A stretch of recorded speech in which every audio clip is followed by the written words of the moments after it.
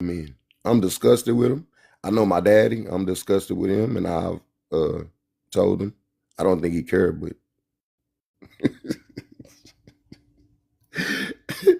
I told him. I said, man, I said, you the reason why we got all these kids out here with no fathers. My daddy cursed me out. I said, well, I planned on it going that way.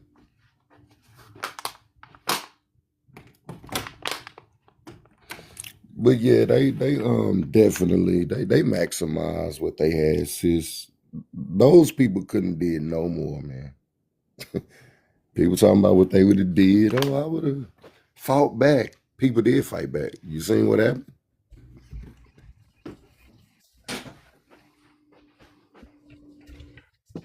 Yeah. But at the end of the day, everybody had their own different experiences. If you think about it. And I wonder where those people at. I ain't never met not one old person that was picking cotton that ever said we are not monolithic. Not a well, damn one. not that.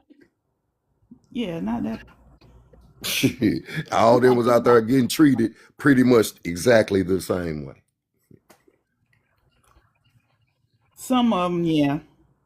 But some people still feel like today, because even though people are not picking cotton, Mhm. they're still, just like you say, it's some things that they learned or they went through or whatever.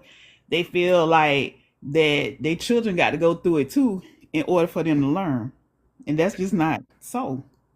Oh yeah, yeah, you talking about that get it out the mud mentality. Well, you can't. Well, somewhat. And then, like I was saying before, I think you was on pause. Every child is not the same. We can't treat all the kids the same, because how you are with one of your children, the other child might not receive it the same way. Oh, definitely, definitely right. You're right. That's facts. You get what I'm saying? So, Right. but I think sometimes, like I heard, Ayana say that she was a terrible mother, but she was a great father. And to me, I'm like, I can't imagine saying that I was a father to my children. But then I thought about it, like if she, because I can't be a man, so I can't be a father. But I get the concept of what she was saying, because she had to show most of her masculinity to raise her children than she did her feminine attribute. Exactly. Exactly. That's all she was trying to say. Yeah. But in the sake of like a debate, I'm on the debate side. Why do women be acting like they don't know what them people be talking about? Be like, dang, well, that lady meant, that in that manner. She didn't mean that literally, like being a father. But Hmm. yeah, parenting is definitely, I think parenting is so difficult to me, especially like with now I have my daughter, she 5, cause she the boy and my boys is the docile ones. They a lot like me. They ain't bothering nobody. She come through here crying cause they like bananas in their cereal and she don't want them to put banana. It be little stuff like that that I just be like, come on, baby. She just a girl. She's just a girl. Man, I guess I'm too. I should have had kids when I was like 18, 19. Wait a minute. I know I'm older than you. So is your patience don't ran thin that quick? I ain't never had them.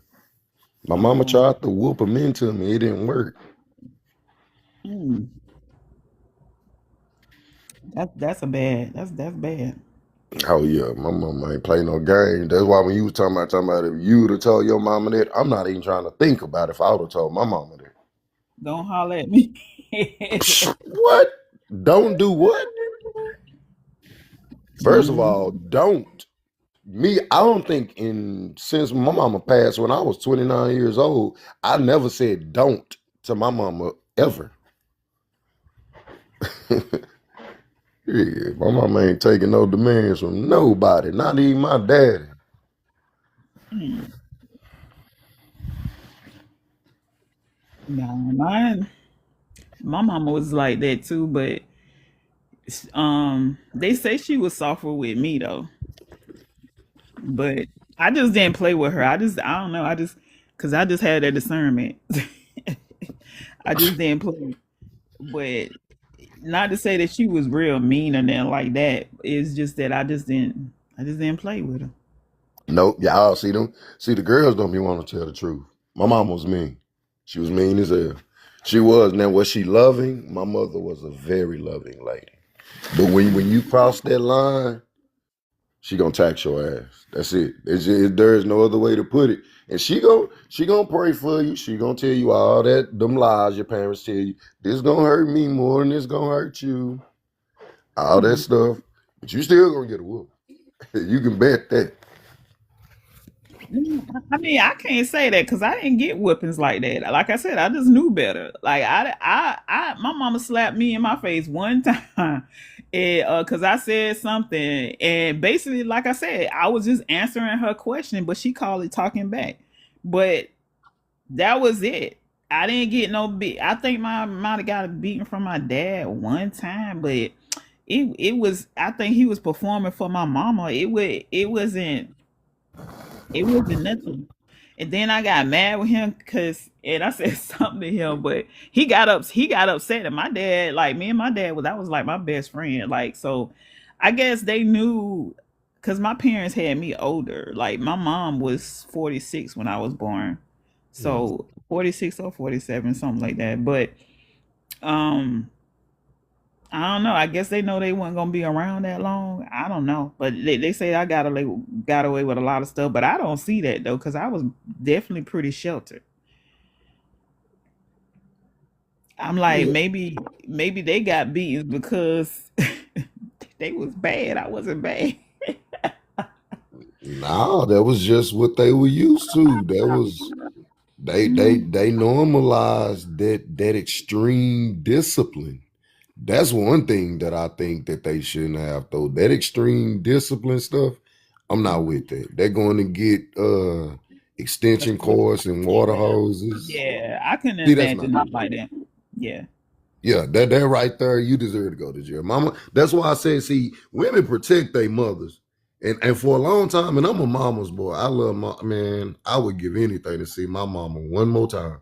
Don't say a word just to see her, but she did some atrocious things. When I look back on it as a father myself, it was horrible. Like I said, if it wasn't her giving me the foundation, which is Yahshua, I don't know where I would be, sis. And I'm messed up now, but hell, at least I'm somewhat functional. About 5% of me, at least. So you saying that her tactics somewhat worked, but some of it wasn't that good. You Oh admitting that? yeah. Well, I mean, because see, let me see. How can I say it without because I don't want everybody they starting out, on those atrocious experiences because it's about your prompt.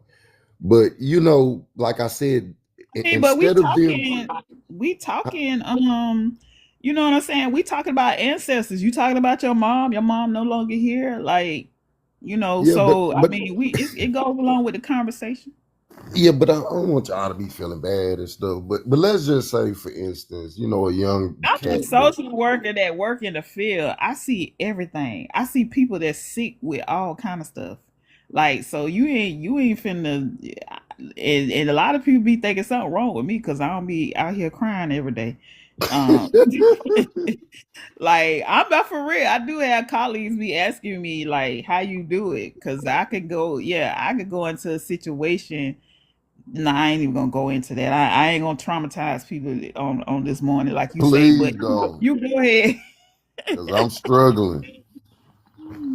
But nah, well, my daddy forced himself upon her. I was the last of five kids, my mother and my father, so I was the end of it. And so with that, I think that's where like the anger in me, and I think Mhm. she felt that the reason why she gave me more love than like my older brothers and sisters, and and like, but she knew in giving me that love, she had to also go extreme with her punishment because of my attitude and how I was conceived. I was conceived in violence. My father Mhm. forcing himself upon my mother. So I came out angry. It was in me. It was like, so the stuff that I done, I can say it really didn't start getting to me until like when I stopped self medicating, when I got sick. I don't think Gal really knew about it, but yeah, I got sick and I had to stop drinking, stop doing everything, and I really started taking a look back at like how I was parenting and started asking my father questions about like him and my mom. My daddy was looking at me crazy, like, why you wait? You 35, 40 years old to ask this. And I was like, it's important to me, man. So we had a real good talk. But yeah, it was important for her to go extreme with both. To go extreme with her love, but to Mhm. also go extreme. I don't think every child needs that. Majority, I would say probably less than 5% of kids needed what she gave me. Because I mean, as many people as we think that those situations happen to, it's probably a lot more that don't get reported, of course. But you know, I think that would be a good place to start. As far as me, I'm always looking for solutions. So here in Texas, I'm really trying to open up this basically a facility for black women, single black mothers, that's ran on. It'll be the first in the state of Texas, ran on and funded by blacks. Everything from the top to the bottom. No grants, none of that. So I want to incorporate some of that in there too. For some of the kids that the single mothers got kids that's dealing with that stuff, man. Yeah, that's good. Like that's. I mean, because like I said, it's a lot of people that are dealing with stuff like that and don't talk about stuff like that. And I never forget. I was in a church service one day, and this lady, she was an older lady, and this lady and one young lady was expressing something that happened to her when she was younger with one of her siblings, and the lady gonna tell her talking about, so that don't happen to a lot of us, and I'm looking at her like that ain't that, you know what I'm saying? Like, why would you sit there and normalize that? Right. Because you get what I'm saying? Mhm. That's what she probably was taught in her family. Because we just like I was saying earlier, a lot of times we be looking at these older people for wisdom, and a lot of them ignorance grew right along with them.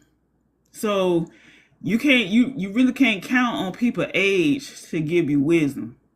Right. And some people, like I say, they grow, they take that anger and that trauma and right along with them. But I like people such as yourself and myself that say, hey, this is not normal, because I do that in my family. I took a stance in my family to say, hey, certain things are not normal. I'm not going along with it. I'm not coming in no family places and follow our line, acting like everything okay. Nah, I don't have to do that. You get what I'm saying? So, not that's what I'm talking about. I don't want to continue to normalize stuff that my ancestors did. Oh, that's what they do. That's what children do. They experiment. Oh, your uncle ain't mean that. He was just playing with you. Oh, heck no. Nah, we ain't doing no stuff like that. Mm-mm. I already know. My wife already know. Ain't no sleepovers. Ain't nobody coming over here, and she ain't going over there. Right.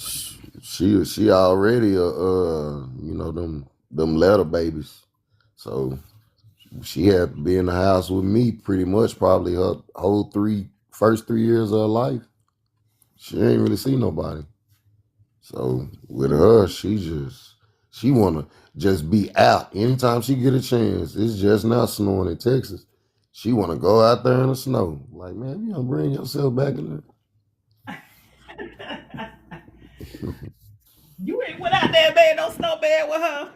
Man, there wasn't even enough snow. Most of it was ice.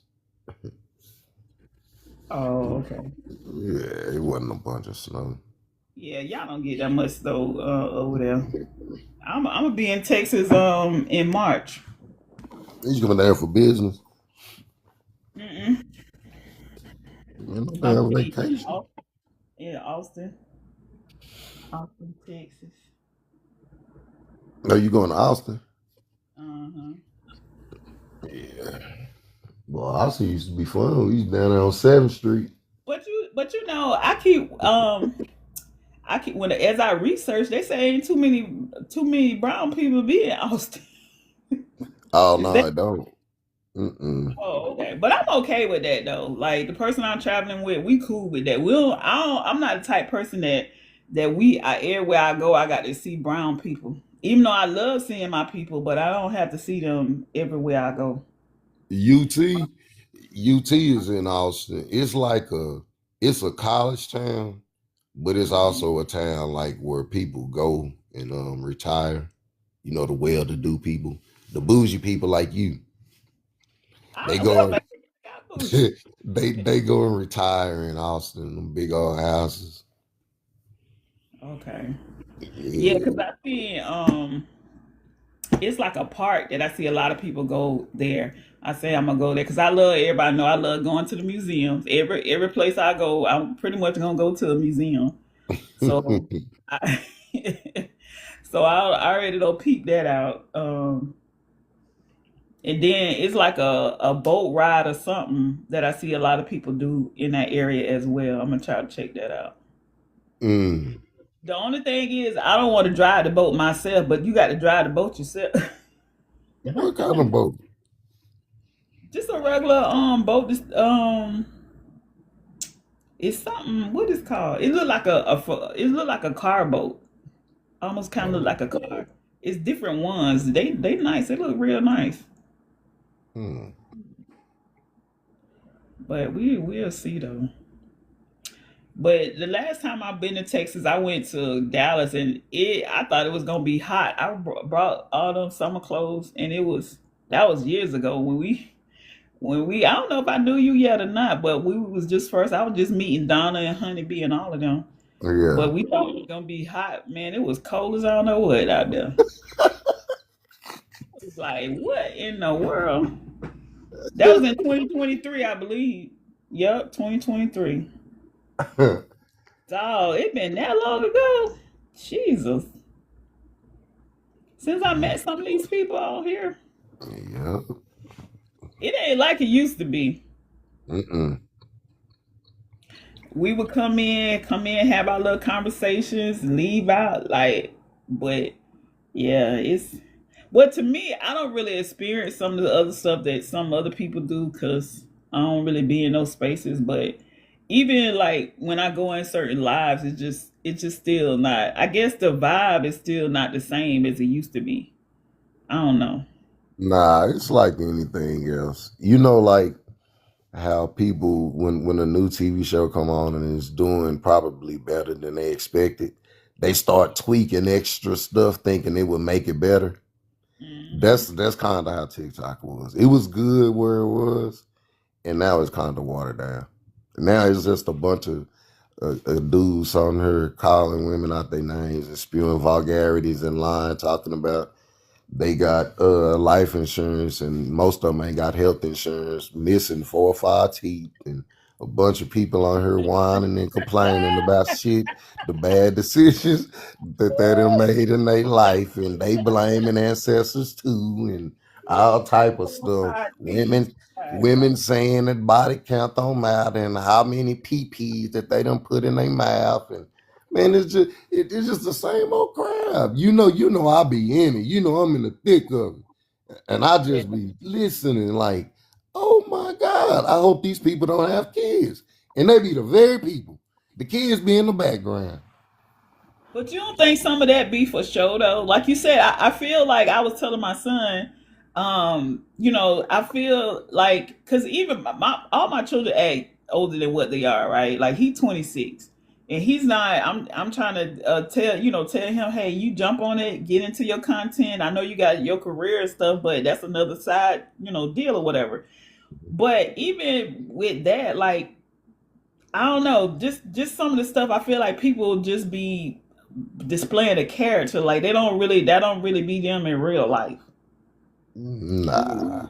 I think I'm not gonna front.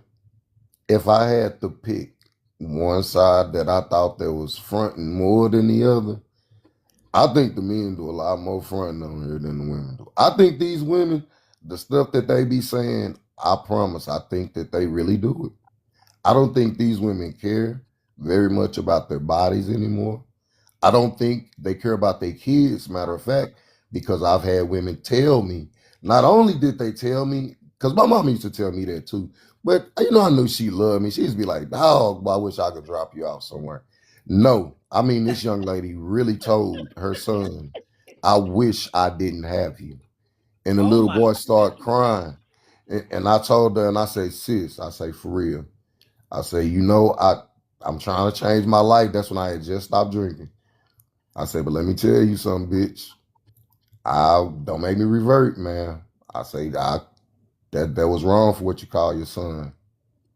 And she said, I know. She said, but I say, but he didn't ask to be here, man. She steady trying to get me all, and then gonna call her sister. Soon as her sister get on the thing and come up to the box, she yelling at her kids talking about she wish she could drop them off somewhere. I said, oh my God. I think these women have truly lost it. I'm serious. If these brothers, if you ain't married by now, man, hey, I'm praying for you. Better get you some of that Diddy oil. Get you some Diddy oil and a dog. Now what the Diddy all gonna do? It's lubricant. Lord, that ain't got nothing to do with if you ain't married by now. So you trying to say that if a woman at a certain age, she might as well give it up? Man, if that dude is over 5 years old, you ain't don't get married. From here on out, everything is messed up. Don't get married. And look, since I've been trying to tell people to get married, man, for these kids for the longest. I don't care. Everybody tell me, oh, I think it's wrong for you to get married for stay married for kids. Well, you dumbass had the kids. Well, why you ain't think about all this happiness and all this before you had the baby? See, Mm. that's what I don't like. I don't like that part. These kids ain't asked to be here, man. And then you all of a sudden now you care about your happiness more than you care about the kids' livelihood. All right. Mm.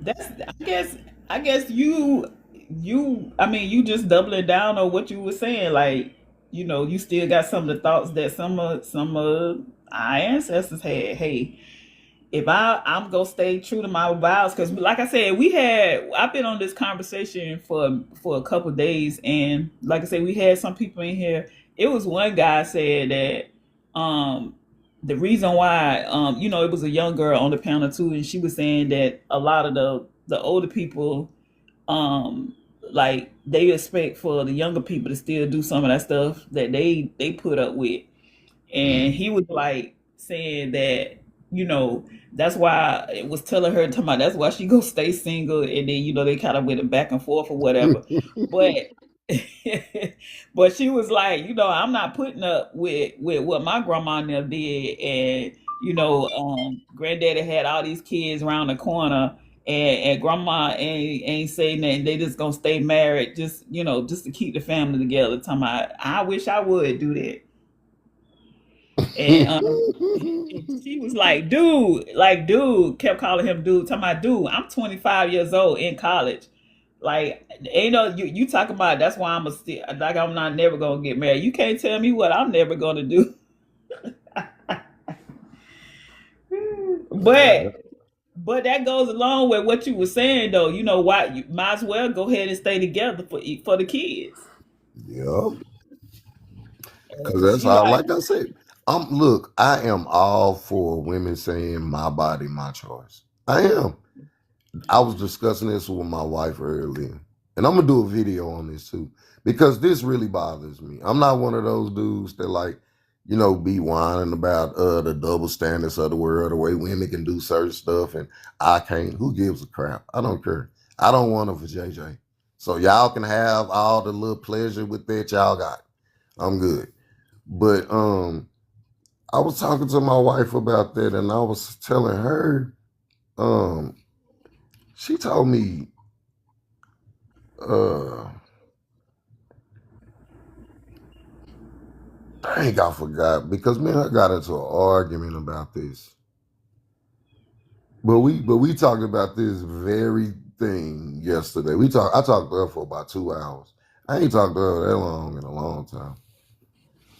that's good though. That y'all was able to have a conversation. Yeah, that's bad. It's a waste of time, but it was needed.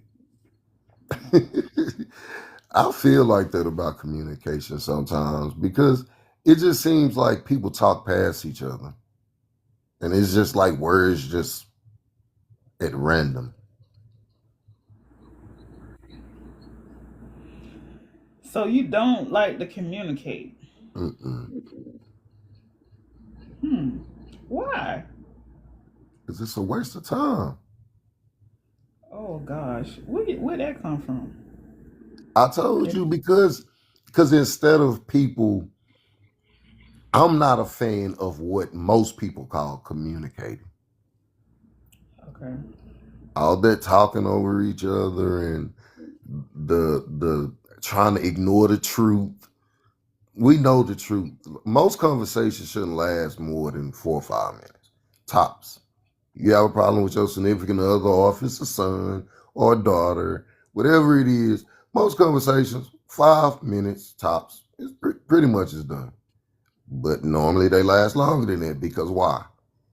People speaking over each other, talking past each other, and most of the time when the situation done, people still walk away still feeling the way they felt before they even started talking.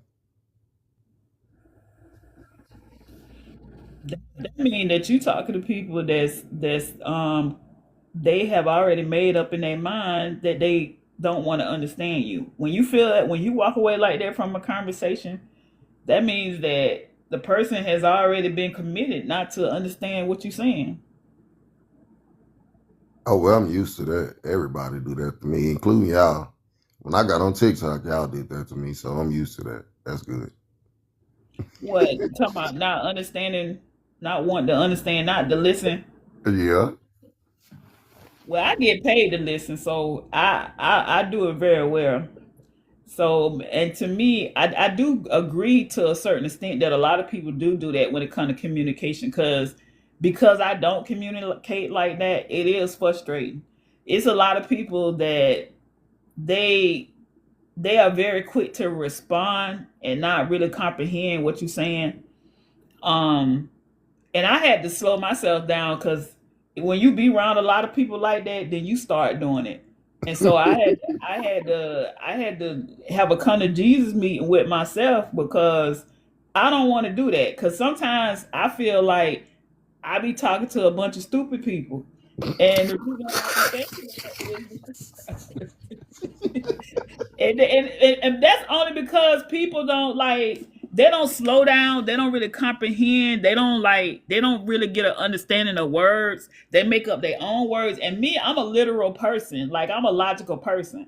Like you can't, like, on here, like people, and they make up words and they say no, this is the meaning of it, but then when I look it up in the dictionary, it don't say that. You get what I'm saying? Like, and then I feel like people use a lot of words out of context. And because I'm a type person, like, even with, because I've done therapy, I've been a therapist, and I do therapy. You know what I'm saying? Like I Mhm. go to therapy. So when I hear people hearing using therapeutic terms and wrong, in the wrong context, it's weird. Like, and I'm like, is you cool? But then they'll try to make up something and turn on Chat GBT, and just because Chat, realizing that you got to be smart to use Chat GBT, because you can tell Chat GBT that 2 plus 2 is 7, and it's gonna agree with you. You know what I'm saying? So like, I'm like thinking, what's happening here? But I get what you're saying, but that's why I say, like, when I was on here and we was on here strong, we used to do, we had a segment where we called it healthy communication, and we would do the skits and all that stuff like that. But I Mhm. really had people telling me that they had learned to communicate with their person better through that series that we did, because we would do Mhm. the skits and all that. And I mean, I'm the type of person, I've done couple counselings, I did all of that. Like, I like being able to understand somebody. And that's why a lot of times when certain things go on, I don't automatically pop off like, oh, they meant to do that. Oh, they doing it. You know what I'm saying? I'm kind of like thinking and listening and seeing what's going on. Like, immediate, you know how I'm saying? Like you say, Mhm. when you get ready to communicate with somebody, most of the time some of them jokers already got in their mind, oh, he finna say something stupid. Yep. You know what I'm saying? Like, but me, like I said, I'm gonna listen at what you saying first, and then I'm a judge it, because we love to be like, oh, I don't judge nobody. Yes, we all judge people. Now, it's such thing as unrighteous judging somebody or wrongfully judging somebody, but we all judge each other every day. Nobody can't judge me but God. Really? Hey, You go out here and break the law. See what the judge. hey, sis, and the crazy thing is, like you was just talking about changing definitions. They can see something literally. I'm talking about word for word, and says that it doesn't say that. People done Right. said, people done said all this time in the Bible, it says, thou shalt not judge. It does not say that in the Bible.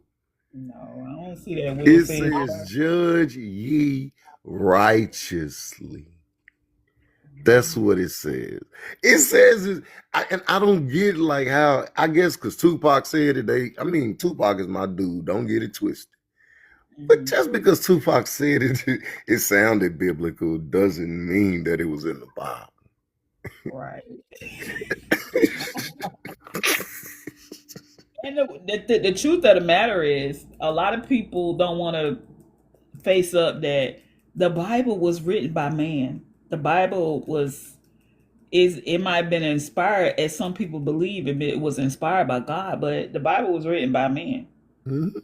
You know what I'm saying? And so a lot of people take the word literal because, again, they don't understand that the Bible is an Eastern book. So you can't understand an Eastern book with a Western mentality. And also, a lot of people don't understand what a phonetic key is. They don't know what a hyperbole is. They don't know what hermeneutics is. See, I'm a Bible scholar. I went to theology and all of that. But again, I'm not going to sit there and throw that at people. You get what I'm saying? Like, Right. because some people, I feel like a lot of these churches and pastors, they want the people not to know certain things because that's how they're able to manipulate them. Since I want to see what you got. I got somebody for you You got somebody for who? on this Bible tip, on this Bible context. I What got about um, you got who for me? I got two fellas. The credentials stand up if equal. Yours may be a little bit better. Why they gotta be for me?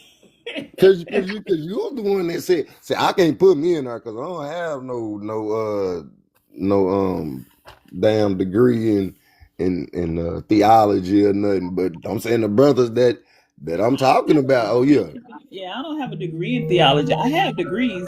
I have two, but I don't. They're not in theology. But I've taken theology courses. Oh yeah, nah, I ain't took no theology. I was taking the easy stuff. I was going to school like I was gonna be a writer. Damn well, I don't like writing. What? I love writing. I got Mm-mm. 5 books on Amazon. Do you? Hmm. Any of them can help my wife be a better something. Niggas say anything. I don't know what the hell. Whatever she can be.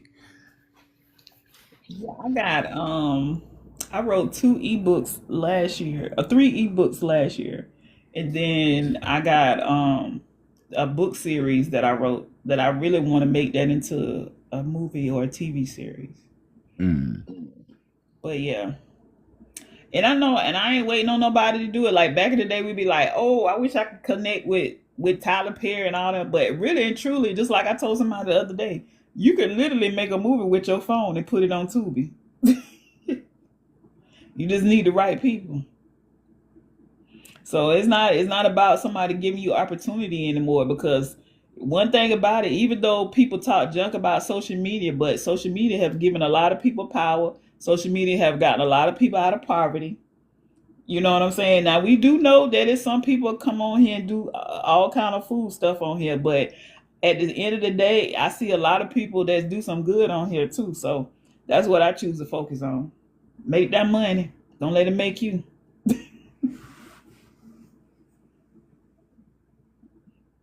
So yeah, this phone is powerful.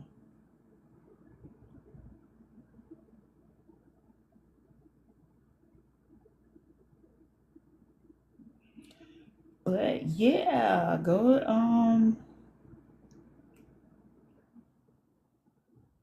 my ebooks. I got 3 ebooks. Let me see if I can pull it up real quick.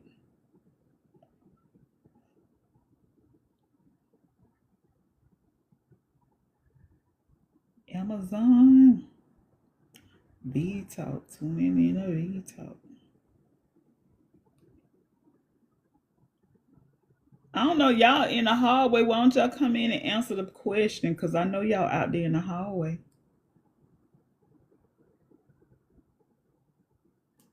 We'll let y'all talk. We'll let you talk. Talk, talk, talk. All right. My ebook I wrote. I One of them is I see me, I choose me, I speak life into me.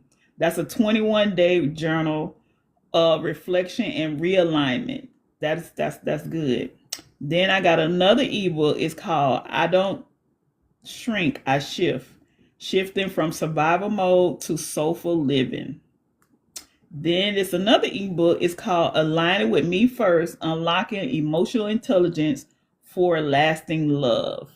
All of those are on Amazon. Yeah, 8.99, 8.49, 8.99. One of them is 8.99. One of them is 9.99. But they good. Y'all should go get them. Then of course I got my Smurder, Emotional Smurder, Part 1, Part 2, Part 3. Twisted Loyalties is Part 2. And then we have Part 3 is From Ashes to Glory. Yeah, those are really good reads. The first one, I got a lot of feedback from the first one. It took me a while to finish the other two, but it was left with a cliffhanger. And shout out to some of the people like Hot Rod, definitely, and a couple of more people have brought the book on here.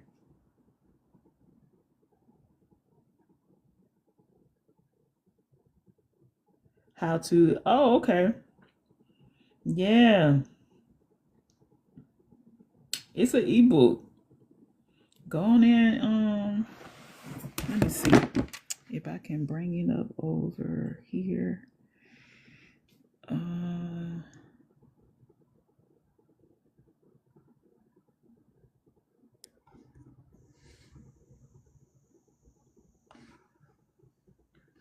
mm,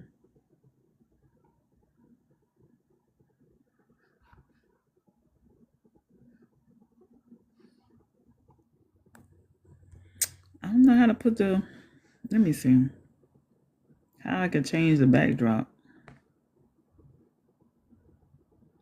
See, when you ain't been on here for so long.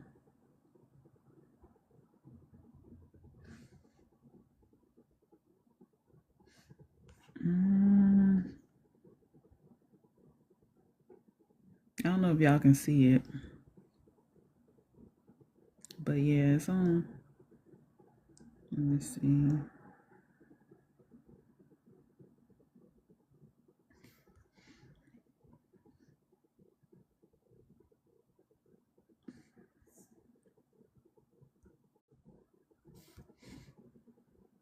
There it is. These are on Amazon.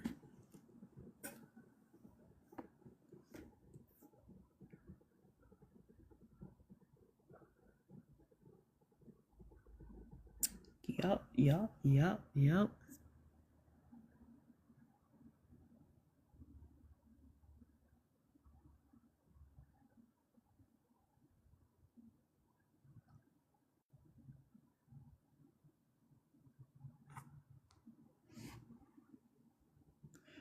Um,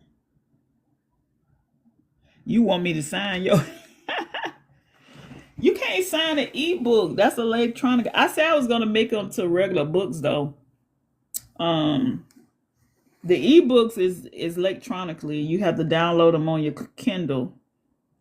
I said, but I'm gonna work on making them books as well. I should have did books, both of them at the same time, but I would do that. I'm gonna do that. I'm gonna make them into a book, and I'm gonna have to send you. I'm gonna have to send you and your wife some out. I sure would do that.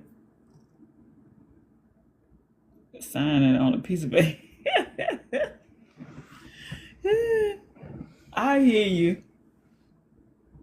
I'm gonna do it. I'm gonna do it, and I'm gonna send it to you. But it was good talk. It was listen. It been good talking to you, and you got to share me your live.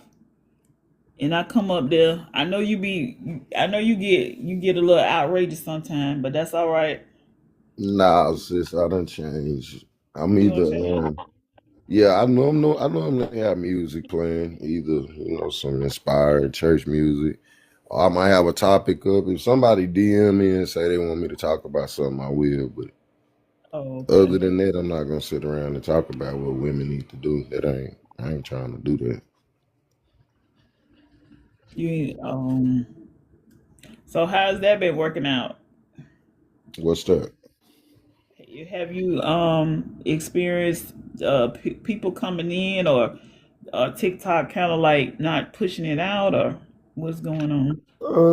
I mean, it's like anything else. It's like you said, when you're not as consistent, people just find somewhere else to go. And normally it's to those places that's with a bunch of people just arguing about a bunch of nothing, which is okay because it's just if you just taking it as entertainment. Now, if you're actually a healthy, functioning adult and want to listen to stuff that's worth your while and your time, but nah, TikTok ain't. They ain't gonna push it, not unless you promote it. If you pay them, No, we ain't doing that. yeah, they got And I packages. and my thing is, because I work with so many people with dementia and memory problems. Uh, I don't want to do things or be around things that's gonna diminish my brain cells. All that arguing and carrying on. That ain't to me. That's not gonna help me throughout the years because I got more years behind me than in front of me. So I'm not. You got young people. I got young clients that's dealing with high blood pressure. I don't Mm, have. I'm not dealing with none of that stuff. Even myself, I had to take it back and revamp my own health. So no, I don't want to. I don't want to be around all of that. It just be too much. yup. Yeah, if it get like that, nah, I don't wanna. Mm-mm. You know what I'm saying? And then, like I said, I like to have a conversation where we at least listening to each other. You get what I'm saying? Like, and Yeah, we trying to learn. Like earlier, we didn't agree with each other, but I was able to listen at your perspective. I learned something about you that I didn't know. You get what I'm saying? And like my thing is, we don't have to agree, but we can like because some people come through here, and then what tripped me out is, and I hope you know anybody that's listening, they'll go to these lives where people cussing people out, and then they'll come over here just because I'm not about that. They want me to police everybody that's in here talking. I'm not gonna do that. As long as nobody not in here cussing nobody out, then that's fine. But if you think you're gonna come over here and you want somebody to be quiet because you talking, no, you get in where you fit in. Like yeah, it's to me, and especially when men talking, I don't interrupt them. Like if it's a bunch of men on here talking, because eventually they gonna find their way and they gonna hush while the other one talk. Because I've seen it done. I've been doing this for a while. Like you know they not and they in boxes. Y'all act like they in the street somewhere with each other. yeah. Like and then and when the women be like who they go with that bullying and who you think I'll let somebody in a box bully me on my own picture phone?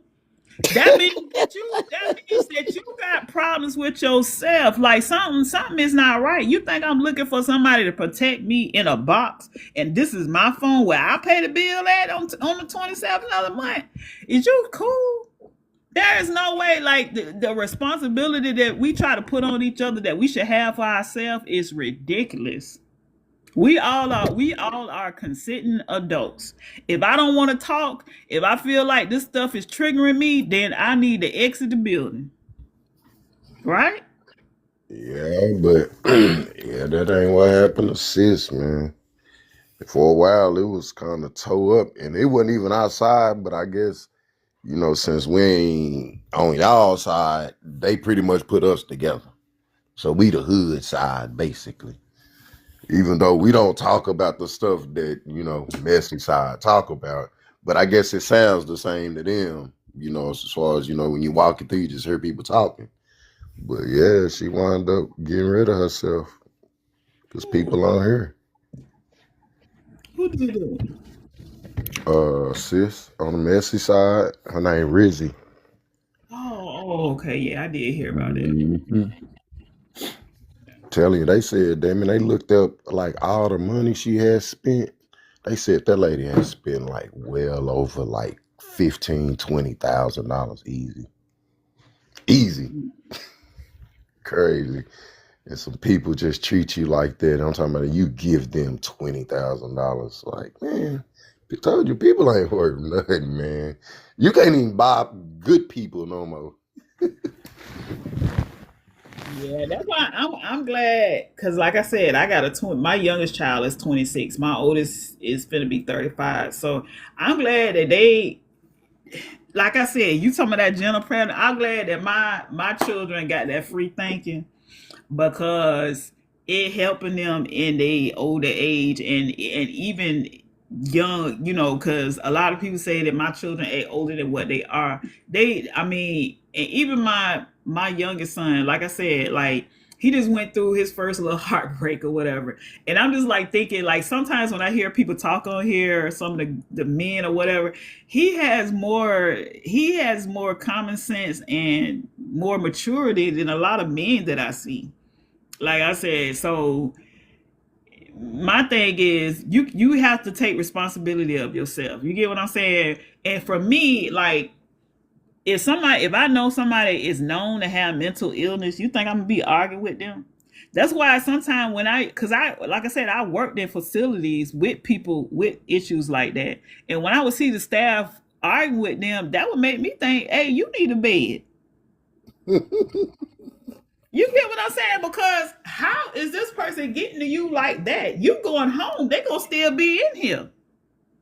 Like you getting puffed up. Like I literally see like people go like hard on these people and get so upset. Yeah, but again, like I said, it's about logic. It's about logical, being a logical thinker and being able to communicate. Because if I'm able to communicate with you and you not taking it as me trying to, belittle you or nothing like that, then you'll be able to calm down. You won't get yourself in trouble. Because I've literally seen people get themselves in trouble arguing with somebody who they know don't have the sense to go to the 10th floor, and you don't lost your job because of what? You get what I'm saying? Like people, I've seen people come on here and lose their careers. You think, Absolutely. and I'm like thinking, ain't no way in the world. Watch people, kids get taken by CPS. Mm-mm. Tell you, on messy side, man. I didn't even know it was like that because I never, you know what I'm saying.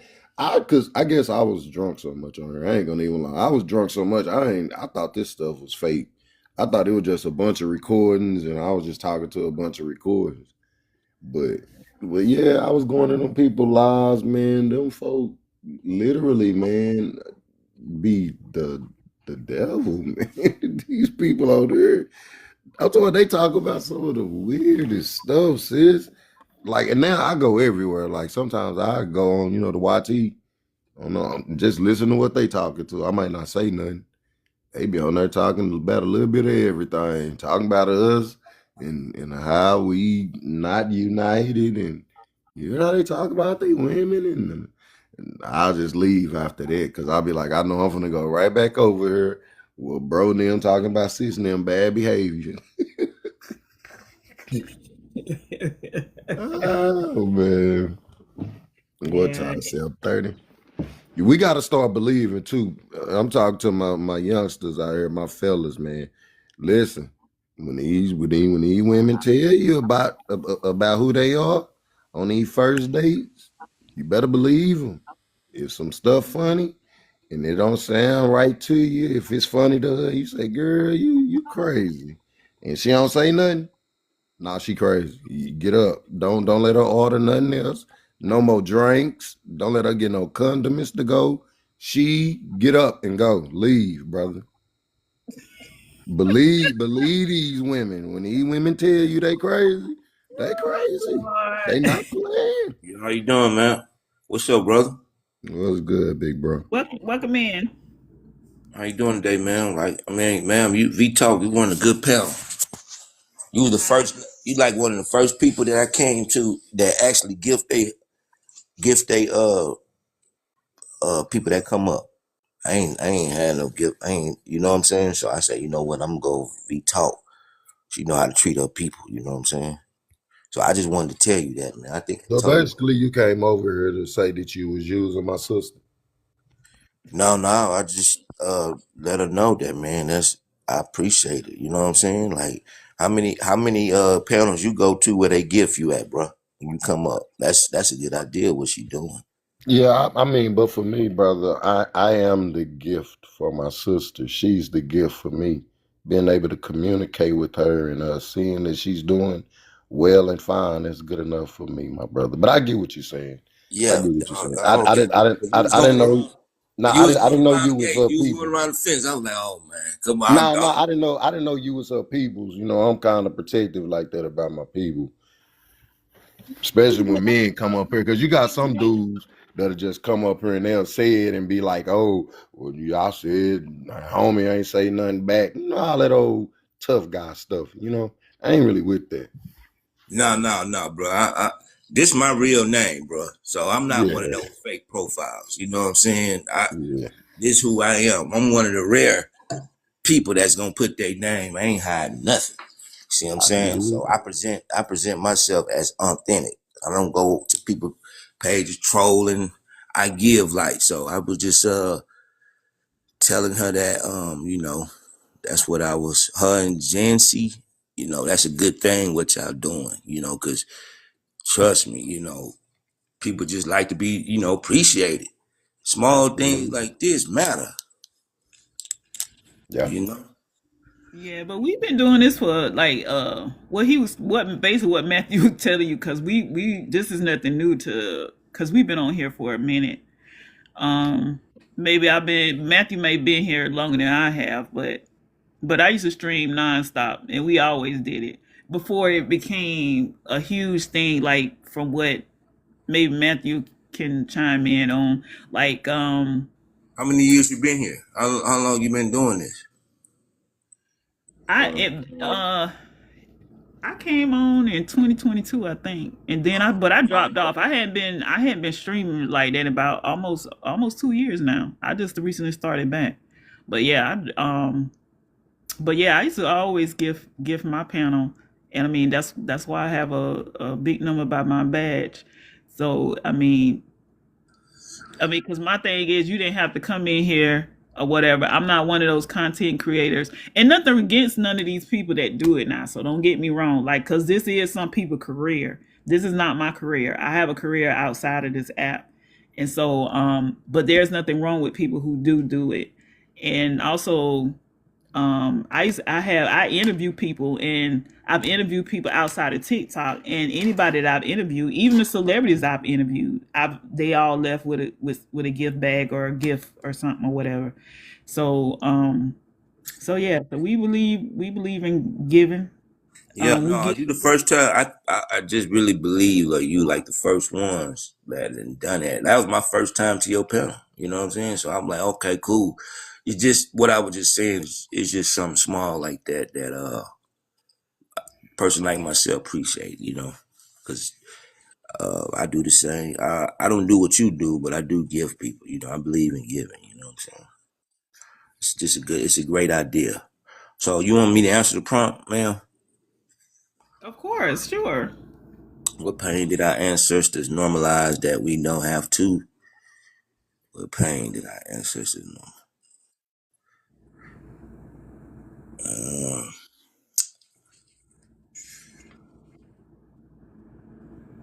I don't know. Like I believe that you know, they people like to say the ancestors this, ancestors was that, but the ancestors were strong, man.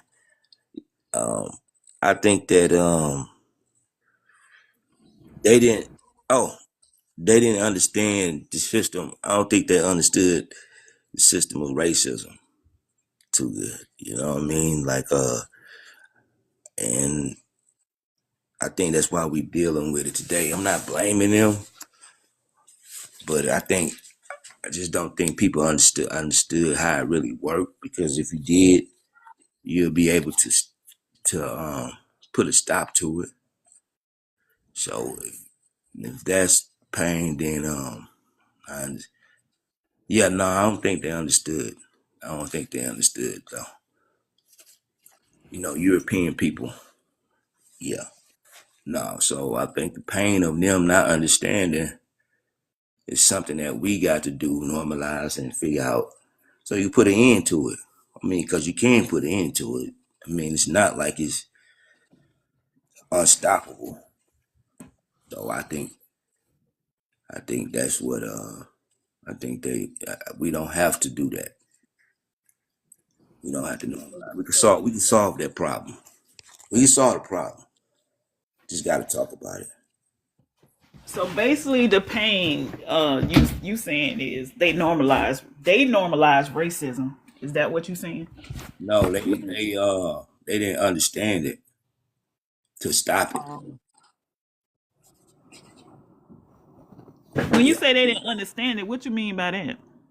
Well, if you understand something, you know how to put out a fire, then you put it out, right? If you know how to put one out. If you don't know how to put out a fire, it's gonna keep burning. So this thing called racism is a fire that's been burning for hundreds of years, and I believe we could put it out. I really do believe that. Like, it's will we put it out, or will we become those same ancestors that this same question get passed down to the younger people? So I believe we can. That's just me. Yeah, I mean, I get what you're saying, but when you said that they didn't understand, I just needed more context with that because they lived it. They Yeah, you know They lived inside of it. So We live inside of it. yeah, we do. But not to the extent that they did though. What you mean? Like, It's not to the extent that they did. We have more freedom than they did. we're not together though. So I mean, when we're not together, then you ain't. How much freedom do you really have when you're not with your spouse? At least they was with their spouse. At least they was together. Mm, See what I'm what you saying? mean? I mean, they was with their spouse. They had high marriage rates. You know, I look at that. That's my number one indicator when you talk about history. I look at, are they together or not? And if they together, then I mean they withstood a lot of things. Even though I don't believe history as what they told everything, you know what I'm saying? But I do believe certain things did happen. But they was together. Nowadays, you know, we have you know, it's a problem sticking together. It's a problem. I'm talking about with our spouses. You know, you got things called gender wars. That didn't take place back then. You know what I'm saying? They worked together with their spouses. You didn't have in a mixed up relationships like that. You didn't have that. They knew to stay together. I give them credit for that. But as far as solving the problem of racism, that's something that caused them a lot of pain, and we don't have to normalize that. We could solve that. If not, it's gonna get passed down to the next generation and the next generation after that. So it's causing us a lot of pain, but we could solve it though. That's my opinion. How what's one of the ways we can solve it? You think we can solve it? First, identifying who white people is. A lot of people think white people is just white. They not. You know, like they hide up under the banner of white. They not white people. You gotta make them identify just by asking a question. What are you? What ethnic group are you? What's your ancestry? They'll tell you, and then you can understand how to deal with them. Then you understand how and why they hide up under the term white. But calling them white is something that our ancestors did instead of identifying who these people is. Because if you let them go up under the banner white, they will absolutely they are like a force of nature. All right, because they hide. So pull them out from under the cloak of whiteness. Ask them what they are. Then you'll see what you're going against. Because you got all European, you got all quote unquote white people that's hiding under that banner, and you don't know what they are. You can't see them. And people don't even want to ask them. I ask them, "What are you? Where you people from?" They pause. Then they answer the question. Well, I'm this. I'm Irish. Well, I'm Norwegian, Polish. See what I mean? So when you can identify a problem, No, let them in. you can Right. identify. If you can identify a problem, you can solve the problem. But the term white is very harmful, and you don't want them to hide up under that term. That's just the beginning. So it's ways to deal with it. Like I said, you can put this system of racism out. It's a fire. You can put it out. So let me just kind of try to understand what you're saying. You basically saying that the um the racism is because of a lot of us as the melanated people, we are not together. We can put it out together. No, I'm That's saying right. No, I'm saying at least the ancestors was together. Okay, so I give them that. But to answer your prompt, the pain and not the pain and not the pain of them not understanding racism caused them a lot of harm. All right, so it's causing us a lot of harm, but we could put it out too, though. It was a fire that was been burning. But once you learn how to put out that fire, you put it out. Can you give me an example of why you say that they didn't understand racism? I know Because you said one of the reasons is they mistaken everybody is not YT because we mm, want to use TikTok language. Everybody is not Y. Everybody who they believe YT wasn't YT. Was that one of the reasons you were saying? yeah, that was one of the reasons. Yeah, that was one of the reasons. That's one of the reasons why it's still burning today. We identify them as white. They not. So Well, when all you gotta ask them. They all you got almost 100 different ethnic groups. You'll be surprised. But do we ask them that? No, we don't. So guess what? This thing called racism is going to pass over. If we don't put it out, it's going to continue to burn for another generation in another 100 years. So that's what I meant. They didn't understand it. Obviously, they didn't understand it because it still exists.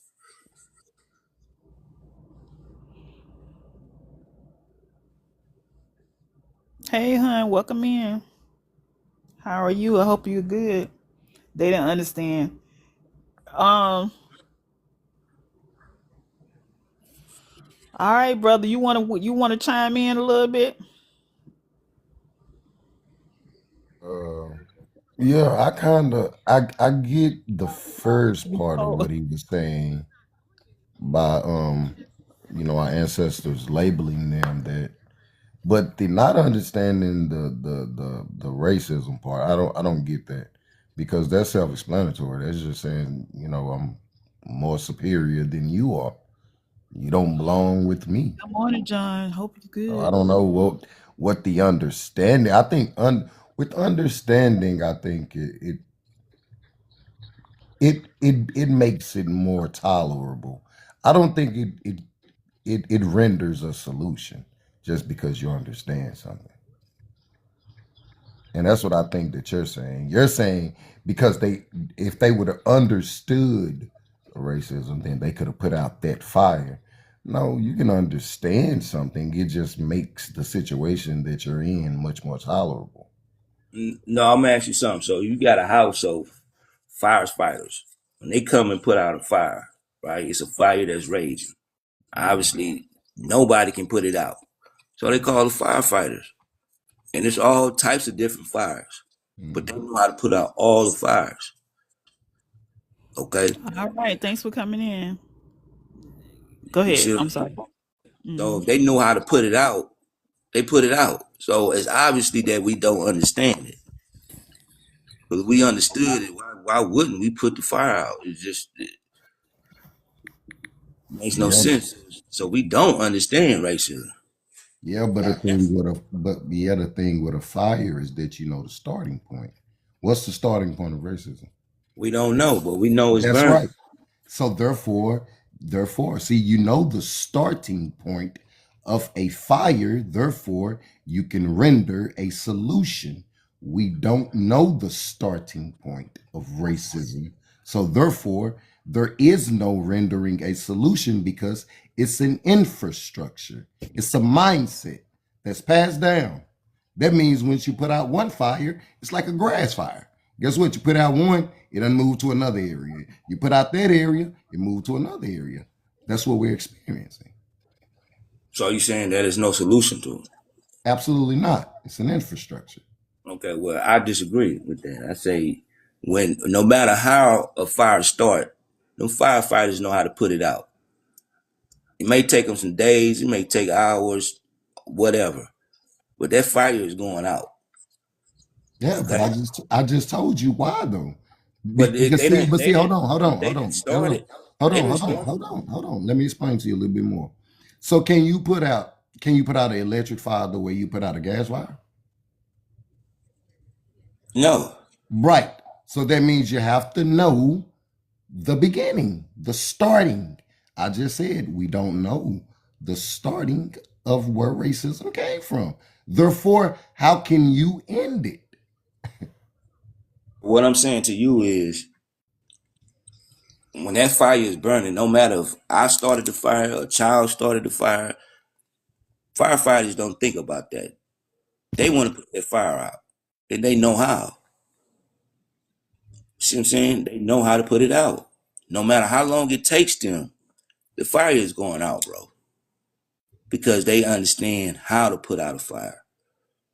They study all types of different fires. This is their life. Okay?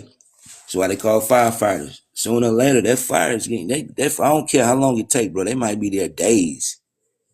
But guess what? When you ride back around that corner, you ain't gonna see that smoke no more. It's gone. They put it out. That's So good wishful thinking. no, it's not wishful thinking. This is what caused our ancestors pain, that we don't have to normalize. You see what I'm saying? We don't have to normalize. Just to go back to the prompt. You know, you have to understand racism. Obviously, we don't get it. It's obvious. That's just common sense. Obviously, no matter what it is, we don't understand it. You say we don't understand. I keep telling you. I think majority of us understand it very well. I really do. I don't know. Put it out. Let's put it out then. There is no We, putting we it out, sir. Listen, sir, you're making this seem like as if you're saying put out a cigarette. This is not a cigarette. well, what is it? It's a problem, right? I told you what it was. And you keep comparing it to a fire. I'm glad you're not a firefighter because you would make a fire bigger. No, bro. Listen, you're not even And you now. don't You know now you what type of fire misunderstanding. it You don't is. understand. You don't get it. So it's fine. We could agree to disagree. Yes, sir. That's fine.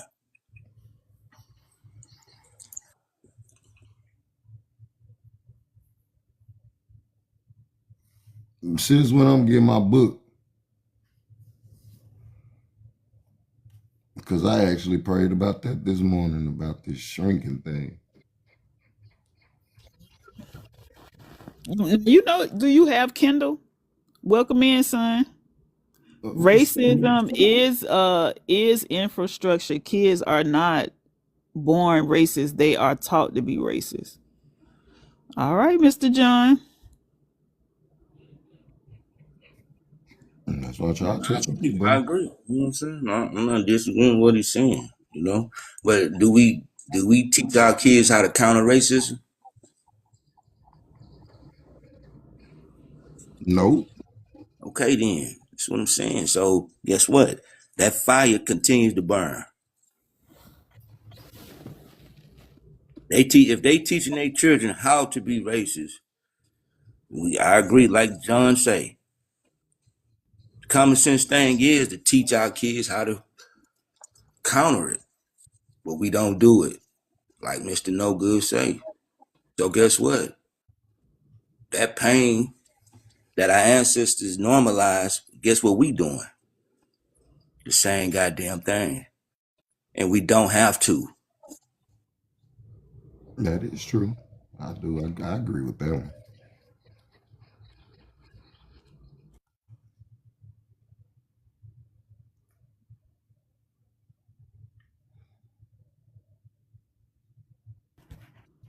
Well, I think it's hard to normalize anything if somebody taking you from somewhere it's already new. How can you normalize something?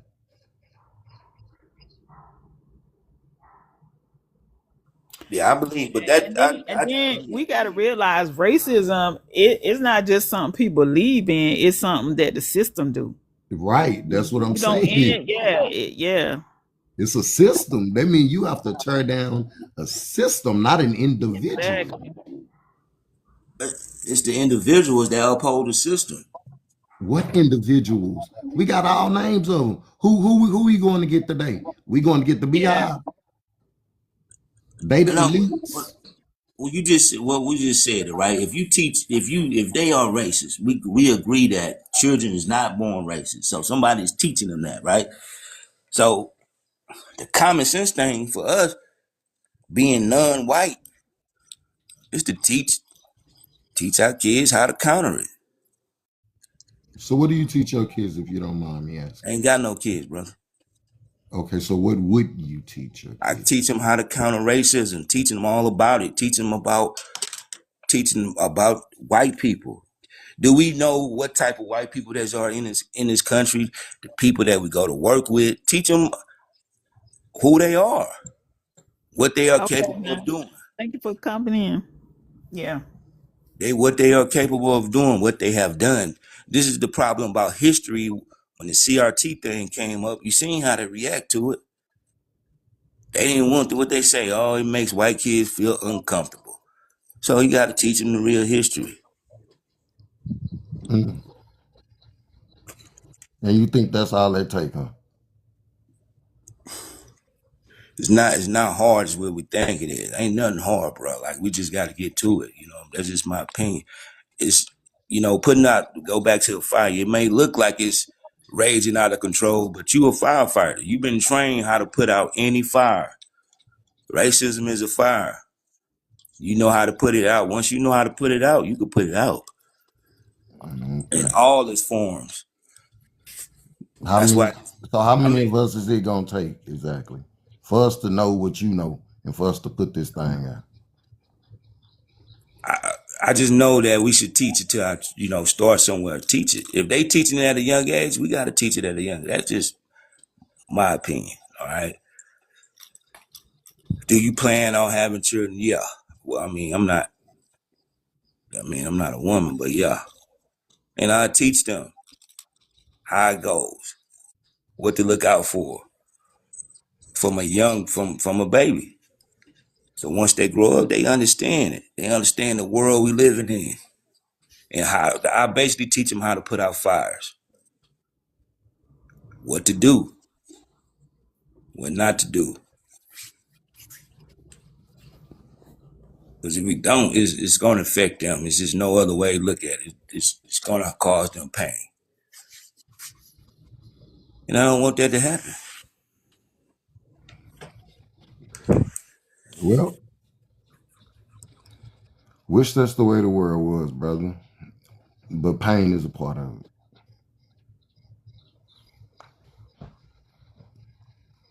Why people don't understand that, I have no idea. Because the world is not neutral. I mean, children going to encounter racism whether you like it or not. I Hmm. mean, you can prep them in love, but you know, um, ignorance is not going to despair them of the pain. Of pain is only going to delay it. So, I mean, you could talk, like I said, you can talk to them about it, but at the same time, we got to realize that this is something that they were taught. But I still don't think that had, you know what I'm saying? Like you saying, tell them about the the different types of YT people. I don't see how that's like, you get what I'm saying? Like, but I get what you saying when you answer the question. You said the pain that our ancestors normalized that we don't have to. So I guess your response was what our ancestors normalized was racism because they didn't understand it. Ain't that's basically what you saying? Yes. Okay. They You don't normalize have to. You don't have to racism. normalize it. You don't have to normalize it. You work to dismantle it. But as you said, if you're not teaching your children, and grown people don't know about it, then guess what? That's okay, John. Thank you for coming in. I appreciate it. I hope you feeling good in your health and everything. You and the family doing good. Thank you for coming in though. Yeah, I agree. It is a good conversation. And that's the thing, like, see, nobody we disagreeing up here, but ain't nobody up here hollering and screaming. If we was hollering and screaming, boy, it'd be 1,000 people in Oh yeah, here. you know I can light it up. Well, you don't even want that type of. See, a lot of people, it would be 1,000, but guess what? 999 of them, you know what I'm saying, and wouldn't even support you. Oh, trust, we ain't looking for that. We just, Nah. No, you yeah. should get support. You worthy of support. Like, you know what I'm saying? No, you worthy of that. People should support you. You know what I'm saying? Hmm. It ain't just you just give out. No, you got to give and take. That's life. You know. Yeah. Yeah. So, I but understand that, like what we was talking about earlier, because both of us hadn't been on. I mean, consistency. People want consistency because this is just like subscribing to a channel. When you turn on Netflix, you expect to see all your shows up there, right? So if you subscribe to people, or you following people, you want to make sure they're being consistent. So you know, so I do understand the nature of that though. And that's why, people, like we were saying earlier, that's why people going, oh, I appreciate the gift. You ain't had to.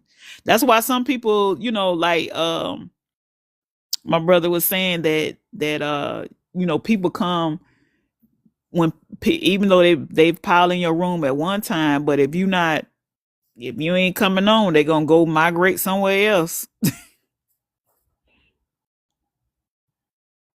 yeah, I mean, but you know that you got so many people that they just hang around. You know that crowd. It's always going to be quality over quantity. Okay, so if you got a Mm, thousand people, but you get 10 people or 20 people that's quality, you could outweigh that thousand people because if they're here for entertainment purposes, you know what I mean. They not really worth. You know, they entertain just like the entertainment world. It's not really worth nothing.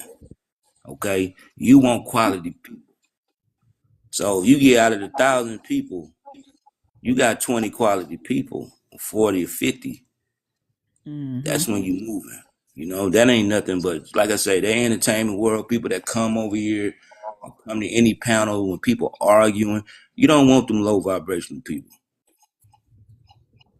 You know, Right. a lot of people get fooled. A lot of people get fooled by the numbers. You don't Yeah. want that,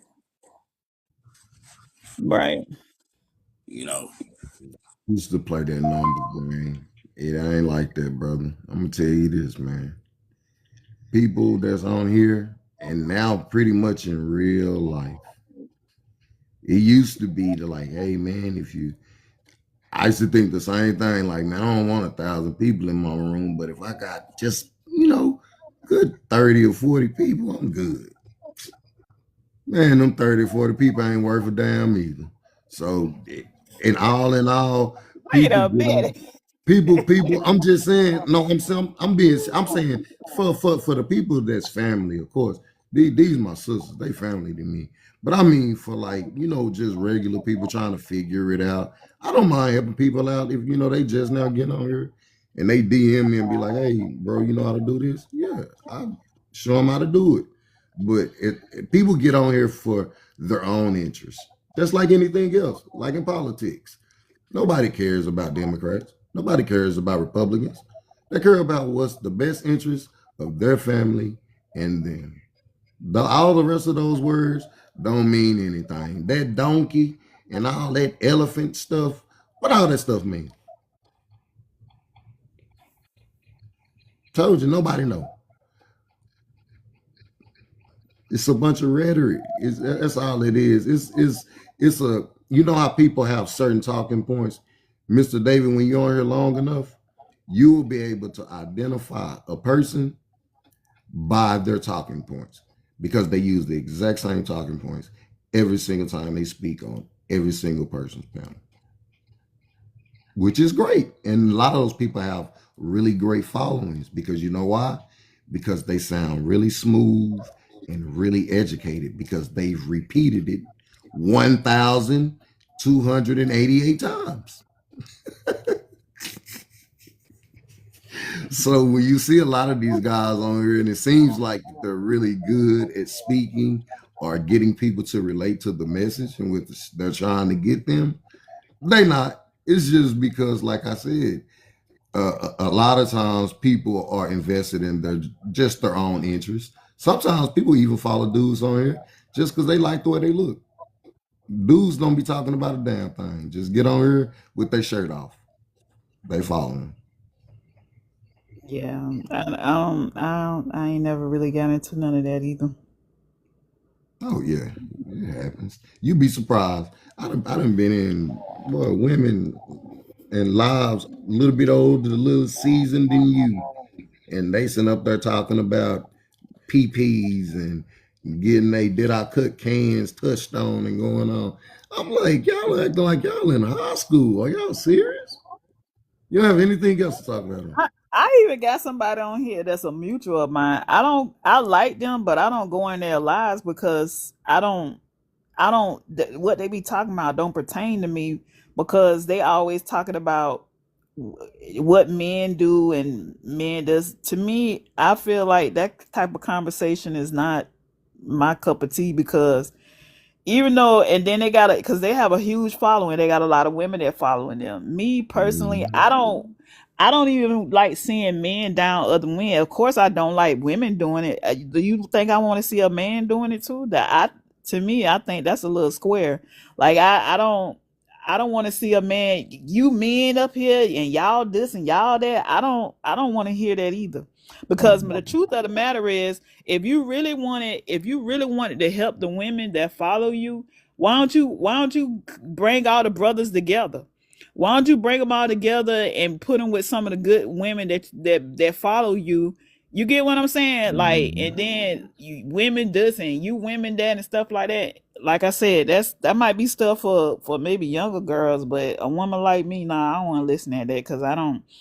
I feel like I want to see my brothers come together. I don't want y'all to be talking against each other or whatever. I know everybody not gonna agree. I'm not saying I want a kumbaya type of feel, but at the end of the day, like I don't want to see y'all talking to each other like that either.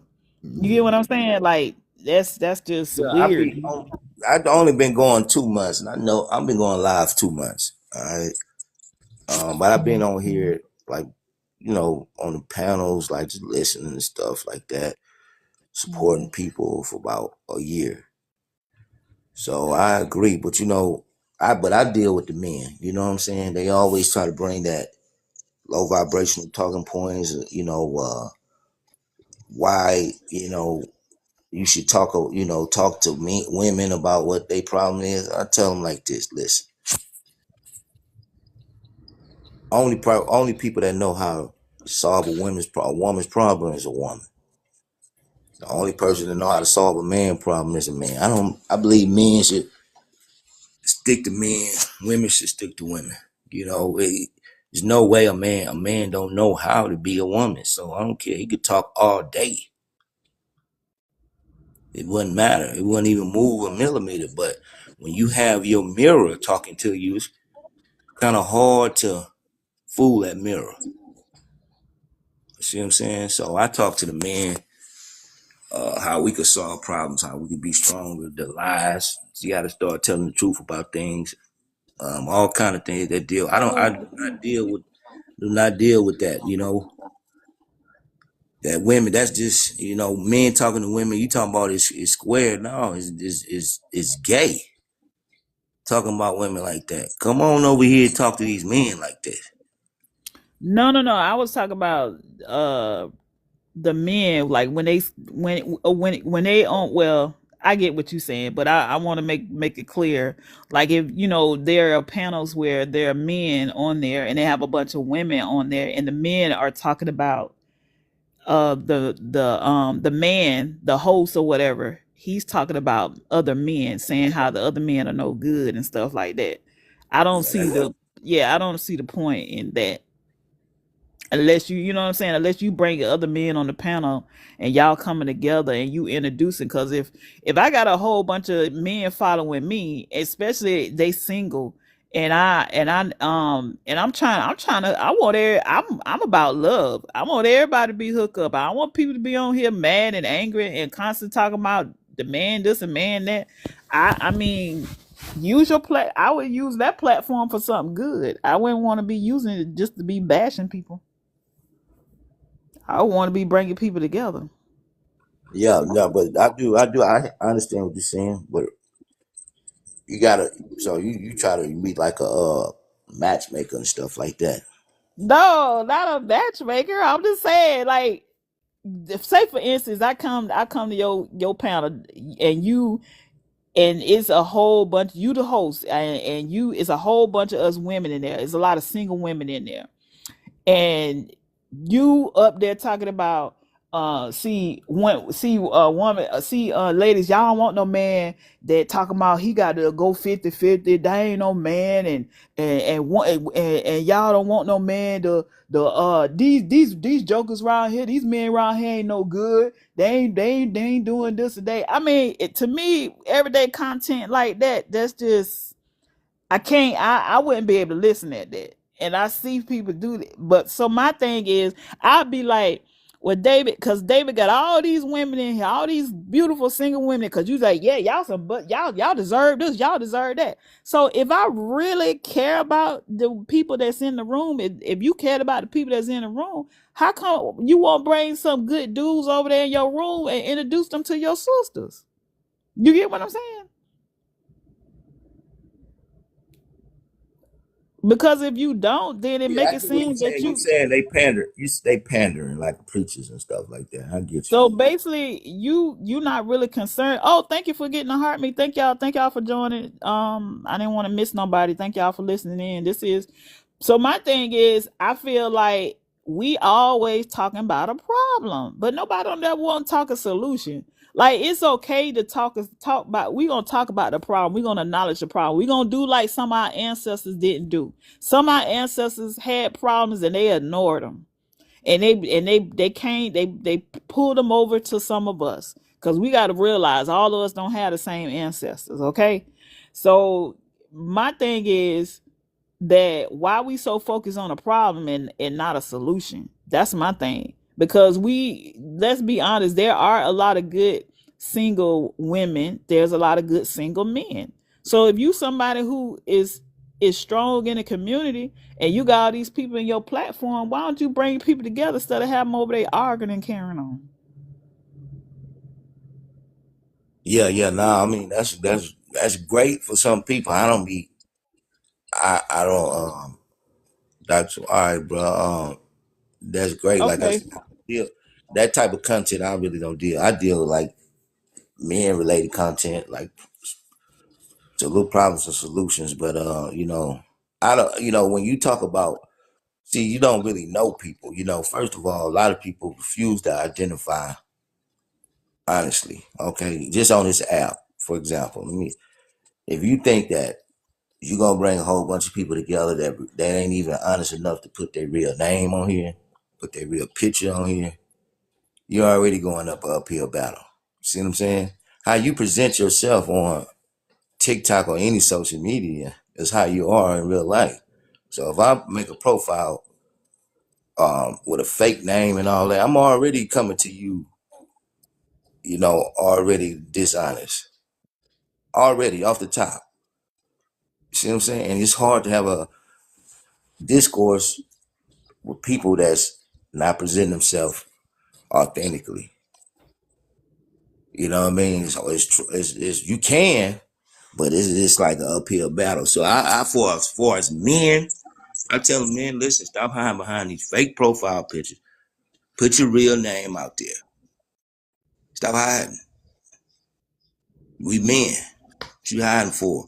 But the reason why a lot of people do that is so they could do all the trolling and stuff. So they could absolutely try to harm people. That's why they do it.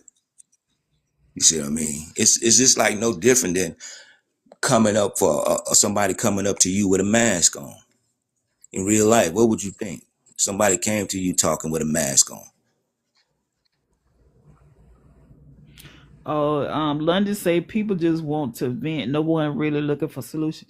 Yeah, it's some, like that's what me and Matthew was talking about earlier. Well, I don't know if we want people to know his real name, but I forgot what he don't change his TikTok name so much. But is before, it wasn't always like that. Like we did come up and we talked. It wasn't more of a getting together than it was. But I do notice since I've been coming back on, it's a little different. Like I went almost 4 years ago, went and met strangers I never knew before. Like I got on the plane and met people, a group of people that I met never met before, but we set up on here for a good little minute, talking to each other. But we had real dialogue though. We wasn't It wasn't no I'm finna dox you or find out where you work at and all that kind of stuff like that. It wasn't none of that.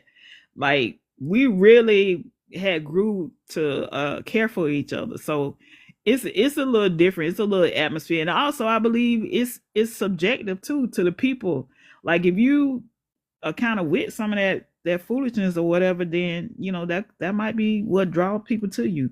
But we really, because like I said, I did a series on healthy effective communication. If you go to my profile, I have compiled a bunch of skits that we did a whole bunch of skits because I've worked in my profession. I've worked as a counselor, and so I've worked with many different couples, individually and families, and just situations, just dealing with a lot of problem solving myself in real life. And so I brought these tools to TikTok, and we had some testimonies about it. Like people would come back and say how um learning how to do effective healthy communication, because I realized in my own personal life a communication breakdown had ruined a lot of my relationships. So as someone who was open to grow, like I said, to understand people better, then I came and brought it to this platform, and there's a lot of people that grew from it. People don't agree with you when they try to dox you. That's why people use alias. Yeah, you right, Bishop. Yeah, People but do. see, but that that doxing and all that. That's when you didn't did something. People ain't just doxing you for no reason, you know. Mm, So it's like I say, when you try to have a conversation, like, can you imagine walking up to a person with a mask on? What you think they going? What? How you think they gonna feel? It's no different to social media. If you got a mask on, can we really have a? It's hard. I'm not saying it's impossible, but it's hard. Versus somebody that no mask on, they come talk to you. How would you feel? Which one would you feel more comfortable with? mm. You see what I mean? Same Hey, thing. welcome in. How are you? Long time. Yeah, I mean, My man, I'm gonna seeing say, that you. men gotta stop. Men gotta listen. Men gotta be men. This is just me. Stop hiding. Stop hiding.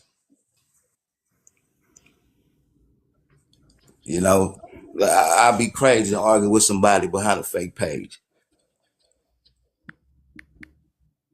You know what I mean? So stop hiding. We gotta stop hiding. Well, that I mean that go on a lot. I They mean, need to but you, stop.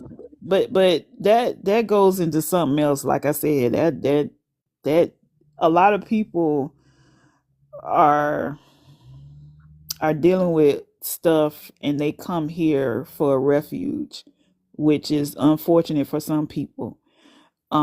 But again, we have the power to create our own atmosphere, because these are their phones that they pay their bill on, and we can't tell people where to go at. Some people, we can't be responsible for everybody. You know what I'm saying? So, but because there's a lot of people going to a lot of atmospheres that's not conducive to their mental health. You get what I'm saying? That's I'm that's why not. right there. That's what you just said it. That's why they got the fake profile. See what I mean? They do it on purpose. What I'm telling you, what I'm saying. They going up in these places, starting all this stuff, cursing all this stuff, doing all this stuff that they wouldn't do in real life. And this is so when you get on an app or any app and you make up all these fake names, and you doing that so you can go, be toxic. That's why you do it. You see what I'm saying? That's the only reason to hide. So you could go out there and just have a grand old day talking about everybody. doing things that you wouldn't normally do because you got a mask on. But when you pull that mask off, and now people could identify you, guess what happens? All that toxic, it goes out the window because you can't do it now. Because guess what? Somebody know you. So if you want to be real, the quickest way to have a good conversation is to be honest, be truthful. That means don't hide. You know what I'm saying? You can't hide. Like it's tearing up this app and it's tearing up society. Cause this stuff affects you. It can affect you bad. It can affect you good. I done been through both. You know, Yeah. we are human beings. You see what I'm saying? But then you have to realize what draws people because it's billions of people in the world. It's millions of people that use this app. You then the people got to ask themselves what draws them to that side of the app because I see a lot of positive here too. Like I don't like, and then you can control your own news feed. You can control the spaces that you go in. You get what I'm saying? Like so, what who's responsible for that? Like, They are. Well, they're individuals. You know, they are. But see, we live in the wild, wild west. What I mean is that uh, it's not regulated. So a person can have a fake name and a person can have a real name. They get treated the same. They need to regulate these apps. In America, they don't regulate them. Everywhere else, they got some regulations. They got some regs on you.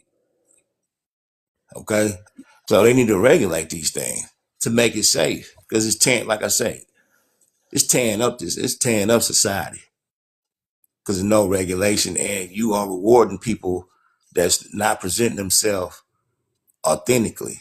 When you could change that, you could change the whole dynamic by rewarding people that presents themselves authentically versus somebody who doesn't. And guess what happened? Their behavior will change. You can change behavior. You can change it.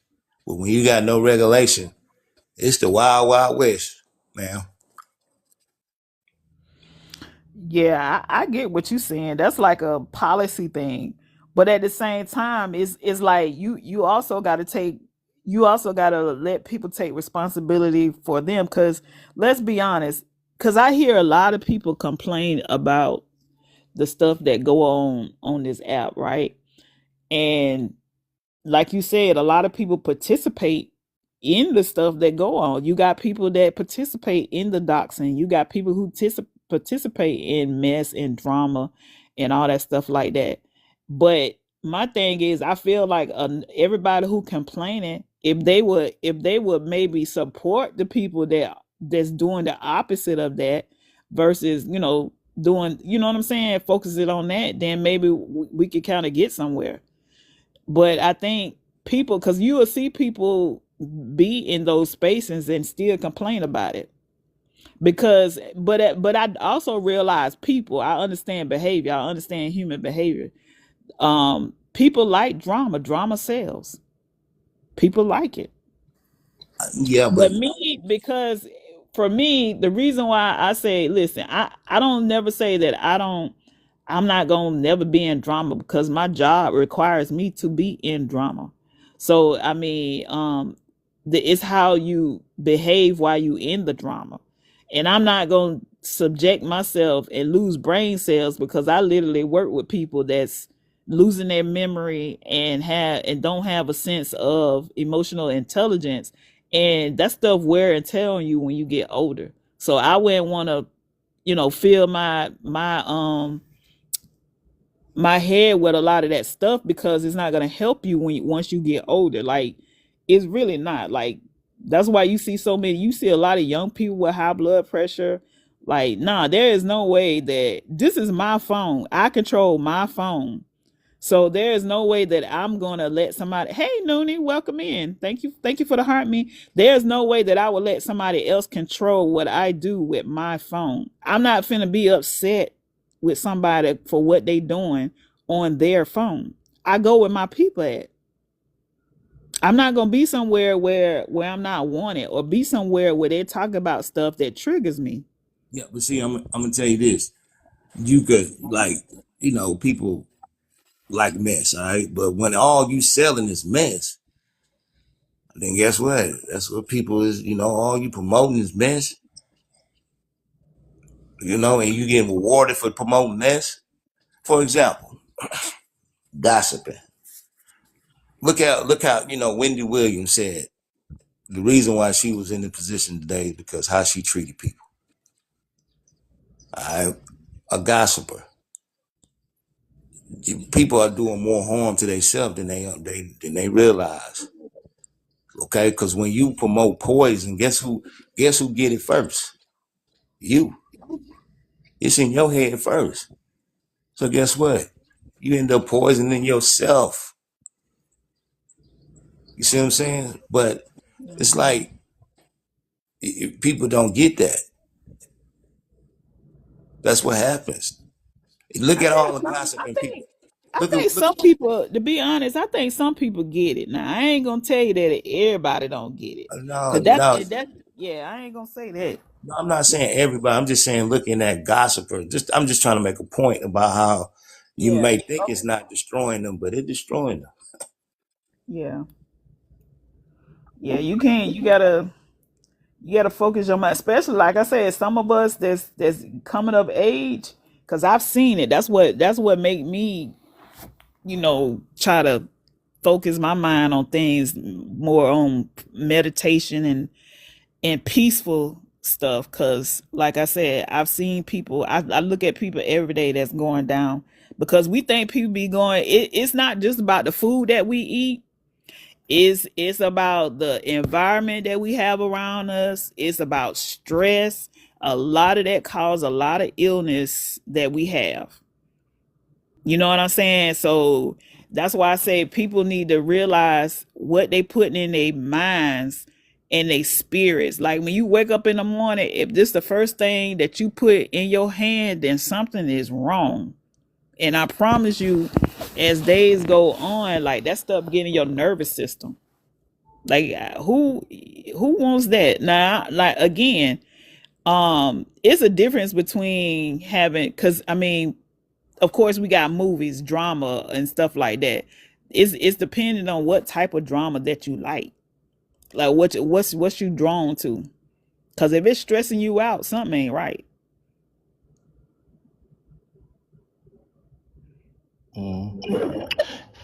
Uh, hey, how you doing, V Talk and a good Hey. brother? How y'all doing? I appreciate the conversation. I just want to chime in real quick. I think that when it comes to social media, I think that you got to know why you're on here. Like everybody has. I think some people don't think about it, but why I look at it is just this is a platform or any social media platform. It's about money, and so if you're on here knowing that that's what you're on here for, then I think you'll be more, you'll have more of a direct sense of direction and won't be bothered by what people are saying. Honestly, to be more polarizing on social media, it does increase your visibility and your uh, way to be more monetized. But if you don't know, if a person doesn't know, then I think that they're just they're not unknowingly a customer. You get what I'm saying? So I mean, if you're going into a room, I hosted on I host on another platform, and I found that the people that did the most gossiping and had the most ratchetness thing going, they had the most people looking at their live stream. And so, yeah, people like that. And so I think that you just, for me personally, I don't take this so much seriously. You know what I'm saying? I mean, I go into people's panels and that are that I find useful for me. But I think that, yeah, I think all in all, I just have to look at it like this is not a real reality. And so sometimes people get mad at me. I guess maybe I'm a little old school because sometimes on my live stream, I'll tell people like, well, why would you look for love on a social media site?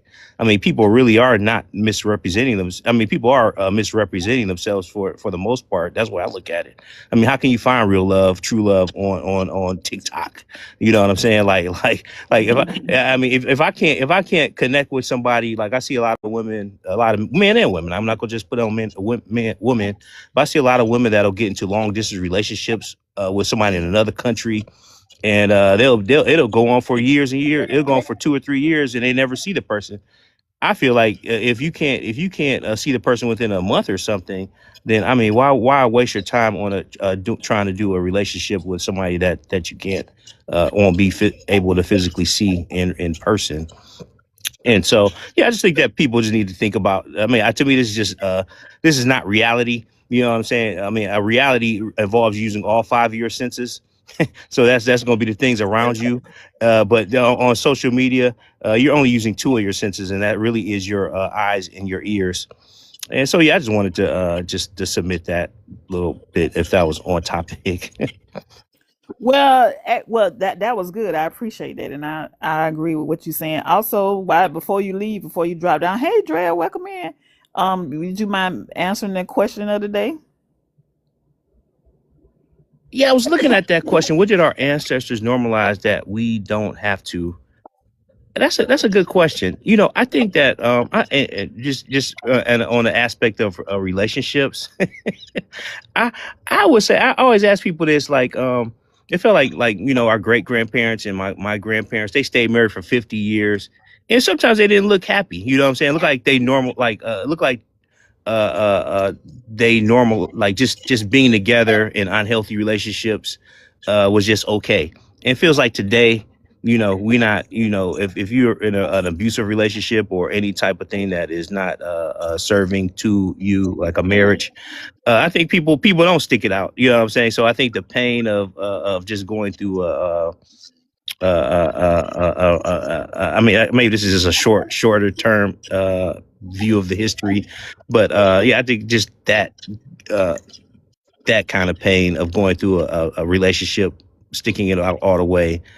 Uh, I think it was normalized for people to be in unhealthy marriages, our ancestors. But today we don't do that. You get what I'm saying? If it's not right, we're not going to stick it out. If that answers the question, yeah, I can't. I was looking at. I'm like, well, I don't really. I know on a deeper level, that's not that deep, but on a deeper level, I couldn't really think of anything. So that's all I had. Nah, I mean that's if that's the first thing that comes. That's what we want. We want raw realness of answering the question. Um, because I've been on for an hour or two. So somebody else has mentioned that as well about the relationships are not the same. That a lot of people don't hey sis, didn't even know that I was in here. I was driving. Oh, okay. Welcome in. But a lot of people were saying that, you know, the um the relationships that they had, that they don't stick it out, just like you were saying, they don't stick it out. And some people, because I this is like a ongoing topic that I had, because I had it the other day, and somebody was like, you should make it a series where we're talking about the ancestors. The first original question was, what our ancestors did they help us, or did they heal us? And a lot of people saying, some people said that they wasn't, the things that they taught us, they didn't help, and or they didn't heal. And some people had the vice versa answer to it. But one person said, I'm not doing, one person said, I'm not, as a woman, I'm not taking a lot of stuff that grandmama and them did off a relationship. I'm just not gonna do it. Right, right. Yeah, yep, yeah. See, I'm gonna tell you, I'm gonna say this, and I'm gonna drop everybody. People got to stop comparing themselves to what grandma and grandpa did. That was a different time. You know what I mean? They went through things just like we gonna go through things. Just a different time. But it's like I think people try to use that, kind of like as an excuse. You don't know what they went through. You really don't. As children, you don't know what they went through. We on the outside looking in. And it wasn't perfect, but yeah, they stay together, like I just think that people just try to use that as an excuse. You know what I mean? Like life is not rehearsed. Life is not rehearsed. You don't know what you're gonna go through, and it's just real cheap, and it's just not real. It's not realistic to try to compare yourself to what grandma and grandpa. That was a different time. Gas was like 50 cents. You know what I'm saying? So it's just people talking. They say this, they say that. Hey, all I'm saying is live your life on your own accord. It's your life. Stop using comparison, trying to compare and contrast, because you're gonna go through. I don't care who you are. You're going through something. It's how it is. Yes, you cannot escape that. And what you go through may not be as bad as what they went through. What they went through may not be as bad as what you're going through. So I just think people got to just live their life, man. And it's not rehearsed. Just live. You know, being scared. So that's just my opinion about that. All right, V Talk, London. Appreciate y'all. I'll Got get you. up Thank you for coming All up. right, brother David. Good meeting you. now. Yeah, yeah. Thank you for the conversation. But yeah, that's and some people I've heard some people say that too. Like they not really worried about the information that their ancestors gave them because they not listening to it. Like they off on their own. They enjoy being free thinkers, and that's another aspect of it too. You know what I'm saying? They not and then I guess some people you know in my generation, they probably thinking that that's a little disrespect because how you gonna say you're not gonna listen to your elders? Right, right. Yeah, yeah. Yeah, well, I guess if you're the type to subscribe to generational trauma, I think you do have to go back and look at what your ancestors went through. Even your parents. I think like a lot of. I mean, I don't care how good of a parent you have been to your kids, you're going to pass some sort of trauma to them that you may not even know. And so, as an adult, even like at me now or me 10 years ago, I had to realize, like, oh man, my parents, that I have to correct this about me. You know what I'm saying? And it's something that my parents put into me. And I think a lot of people of color really do need to analyze what their parents did and how they lived and so that they can be a better person, or can, work towards self mastery in a sense. So I think it is important. I mean, I don't think that we should try to shove it to the back and say that that's just how it was for them. You know what I'm saying? It's not like that for me. So yeah. Right. It's kind of impossible to do because at the end of the day, you grew up in the house. You growing up. Hey, Gru, welcome in. Thank you for getting your heart, man. You grow up in the house with some of them, and like you said, if you choose not to subscribe to the generational trauma, good for you. But some people don't know no better. Yeah, I mean, kudos to the people that do. Like I tell everybody, like um some I've met some people that say that hey I just rebelled. I didn't go with what they was telling me, you know what I'm saying, and I was one of those people that rebelled, and it worked out fine for me. But you got to think about it, it didn't work out like that for everybody. And That's so so true. I don't know what happened. Okay, Bishop, you meant to come up. I think I was tapping. I think I hit the button. Oh. But yeah, keep going. I'm listening. Okay. Um, but yeah, somebody said that old keys don't open new locks. You gotta grow new and set skills and build plan to live on your own. Yeah, that's true. I believe that. Struggle love. What struggle love? Hey Jeannie, welcome in. But I mean, that's true. Like I said, some people have the luxury of didn't have the luxury of going off on their own. You know what I'm saying? Because some people like, hey, I just don't like it. All this stuff that they trying to teach me, I just don't like it. I'm going against it. Everybody didn't do that. So therefore they're stuck. Like even myself, I would say some of the stuff that I learned as a little girl that I had to unlearn. Like even because I grew up conservative Baptist. I grew up to going to church all the time. I was the church girl. You know what I'm saying? Like, so to me, a lot of things, even as I do as an adult, I'm like thinking that it's, that I'm still can't do it. You know what I'm saying? Because God is looking at me a certain way. Even my relationship with God is different than what I was taught that it was. You get what I'm saying? Like, it's Hmm. because we shouldn't fear God to serve God. You know what I'm saying? I don't agree with that. And so it's like, even at my old ripe age, you know what I'm saying? It's stuff that I'm learning that they taught us that it wasn't right, and I'm unlearning it. Yeah, because as I'm getting older now, I'm learning stuff like I'm learning who like different people was, and people that they taught us about. Like they taught us about Martin Luther King, but they teach us about I think his name is it Hugh Jackson? Not Hugh Jackson. Another guy that was he was a the leader of the Baptist church thing. Then MLK went off and did his own thing. I'm learning different stuff than what we was taught, and I'm just like I'm learning new stuff, and it's different from what we're being taught. And I'm like, oh man, I'm missing. I done missed out of just learning new stuff, Hmm. and just being taught this old way about stuff, and like we grew up. Everybody grew up, and they told you like, yeah, you got to vote this way, vote that way, and all the other stuff. And I'm getting, as I get older, I'm like, I'm free thinking for myself, and a lot of stuff that I see on one side don't make sense to me sometimes. Yeah.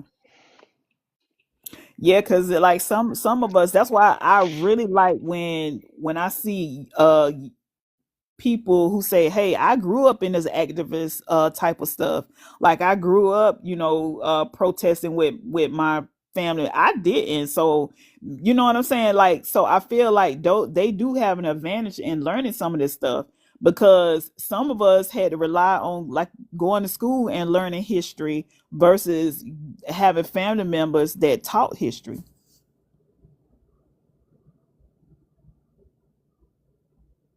I grew up in a village in West Indies. My family's practice old tradition of spirituality. Yeah. Yeah. Spirit. And then, like, for me, what I don't like about how, and that I'm learning, and a lot of my spiritual colleagues, I don't have anymore because we don't think the same. Because I'm like, I feel like that people took the King James Bible and they kind of like enslaved people with it. And even our own melanated people, they enslave each other with the King James Bible.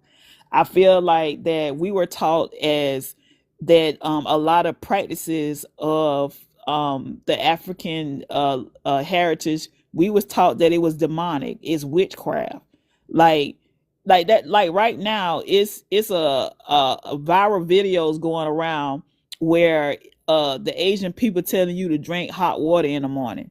Well, some of the herbal people tell y'all to do some of that stuff, and y'all calling it witchcraft from your own people. You get what I'm saying? Mhm. Like, Mhm. it's like it's like a lot of teachings that you didn't know, because you like, where, we didn't know this stuff. Like, but nah, it's not. Like, that's, like I said, like, I know the King James Bible. I don't read it several times. A lot of people, they will argue you down about Christianity, and they don't even know who King James is. Mhm. And they'll argue you down about homosexuality, and King James was a bisexual. Mhm. But y'all reading this Bible, and Mhm. y'all want to argue people with it. Mhm. You get what I'm saying? A lot of people, like I said, this is stuff that we people will go to church, and they'll let the preacher tell them certain things, and they don't know nothing about a hermeneutic. They don't know what a synecdoche is. They don't know what a hyperbole is. Y'all just going by cause pastor said. Pastor said this and pastor said that. Y'all let pastor in some of y'all bedrooms. Pastor tell you don't do this, and pastor tell you do that. And then your husband down the street somewhere else. Right, right, right. That's a great point. And I would like to add, I'm a Christian, and it definitely Christianity, especially in our community, could definitely be something questioned. But I just look at it just overall, our journey, in America, we've been looked at as second class citizens. So we never get the best version of anything. We get the worst version of foods. We get the worst version of education. We've gotten the worst version of Christianity. The black community Christianity is going to be different than what the white people do. You get what I'm saying? It's a whole different mindset. And so you can see it in our communities because, like, if you go down any of our main streets in some of our sub inner cities, it's 1,000 churches, but these communities are the worst the worst communities in the city. You know what I'm saying? So it's like they're not really doing what they should be doing for the community. And so I just think that we definitely, like you said, definitely for ourselves need to take these journeys and really understand our spirituality and things like that, and and just really kind of see it. Like I could see how the European people version of Christianity is different than our version. You know what I'm saying? We read the same book, but we're looking at it different ways. And so, Exactly. and like you said about fear, I mean, I struggle with that too because I don't believe that God, fear. I don't believe God wants us to fear anything. You get what I'm saying, or be fearful of Him. Hmm. You know what I'm saying? So, yeah. I like that. I like that. I've done also being online. I've learned so much about other other traditions. You know what I'm saying? So, Yeah. yep. Yeah, and I feel like because I've taken a comparative religion course, and like I said, theological courses as well. So you know, and my thing is, you can't understand an Eastern book with a Western mentality. You get what I'm saying? The Bible is written in three different languages: Greek, Hebrew, and Aramaic. Like I said, like people, they just want you to, you know what I'm saying? Some, not all. Some people teach you, they read the Bible, but they not banking on you understanding it. You get what I'm saying? Like, and that's when they say you rebellious then. And also, the Ethiopian Bible, those, I think that's a Bible that our people should be picking up as well because they have the book of Enoch in it, and the King James don't have the book of Enoch in it. So once again, like, that's, I feel like spirituality is one of the things that we inherited from the ancestors, that I think for me that I kind of moving away from. Because like I said, sometimes people use the word of God to try to enslave you. And God is not about enslavement. Hmm. And like I said, the Bible, people take the Bible for literal sense, and a lot of it is not that way. The way they read it, like, you don't even people don't even understand the history of the Bible. You get what I'm saying? Like, they'll just take different scripture out of the Bible and just try to beat you over the head with open rebuke is better than secret love. They use that to embarrass you in the church. You know what I'm saying? Like, Hmm. so nah, like, and then, like I said, when you go on your own and you start researching that stuff and getting a relationship on your own, then you consider it as being rebellious. Hmm. There's a whole, so I mention Jesus. Yeah. Yeah. I feel like, to me, the best teaching is the teaching of, like, to me, Jesus ministry is the best ministry. When I read the gospels, that's, to me, anybody, that's the best way to start. Because if you're going on, a lot of the stuff that we see in church today, a lot of that stuff is man-made and done for show. Jesus loved everybody. He went around everybody. Okay. All right. All right. Thank you for coming up, Bishop. We appreciate it.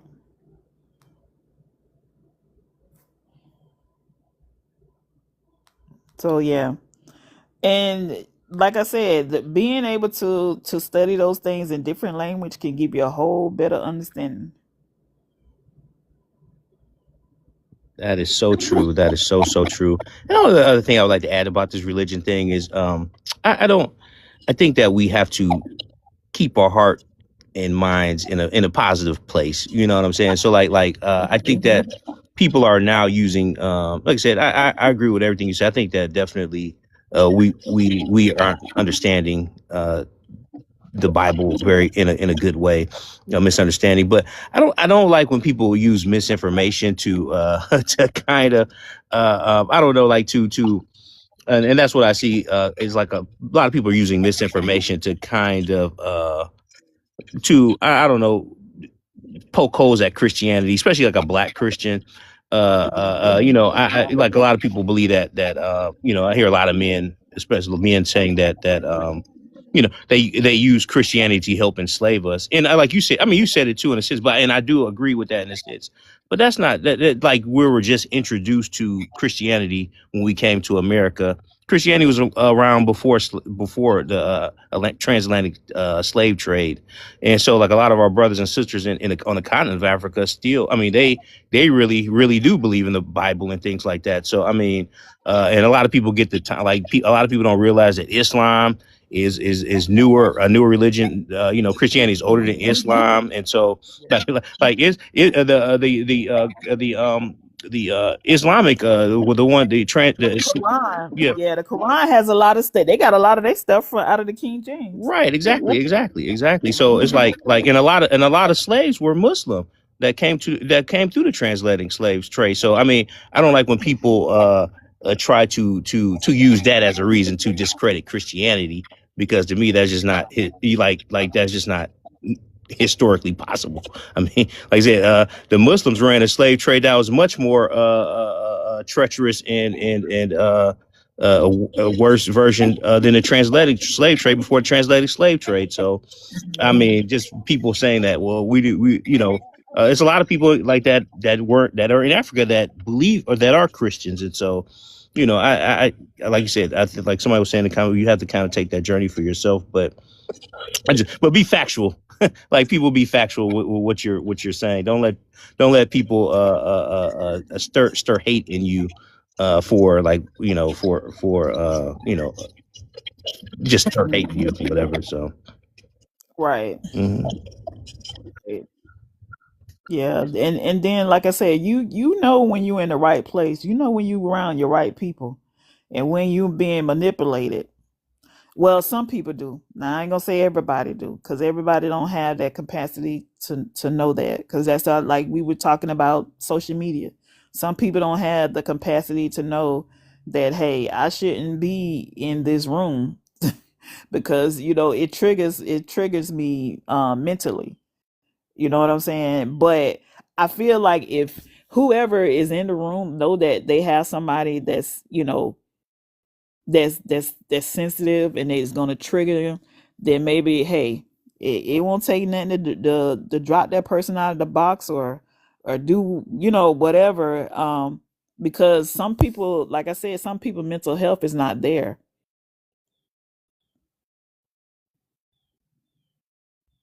You know, So but true. That is so true. That is so true. And I like what you said earlier to kind of circle back to something you said. You talk about solutions. We should be looking for solutions. We should be trying to be more solution based with our conversations. I mean, it's hard. A lot of people don't like talking about those things because people just want to come on here and vent and things like that. But I do appreciate people that like to talk about solutions and try and have a vision of a better future. You know what I'm saying? I think sometimes we get too stuck in what happened, and we're coming from that space where we can't really think about a good future. But unfortunately, the oppressor is thinking about the future. They're always thinking about the future, and sometimes we're stuck in a path of looking back. And then once we are in a certain place, then we're always continually looking back, like, oh, they did this, they did that. But we need to be looking for a better solutions for a better future for us.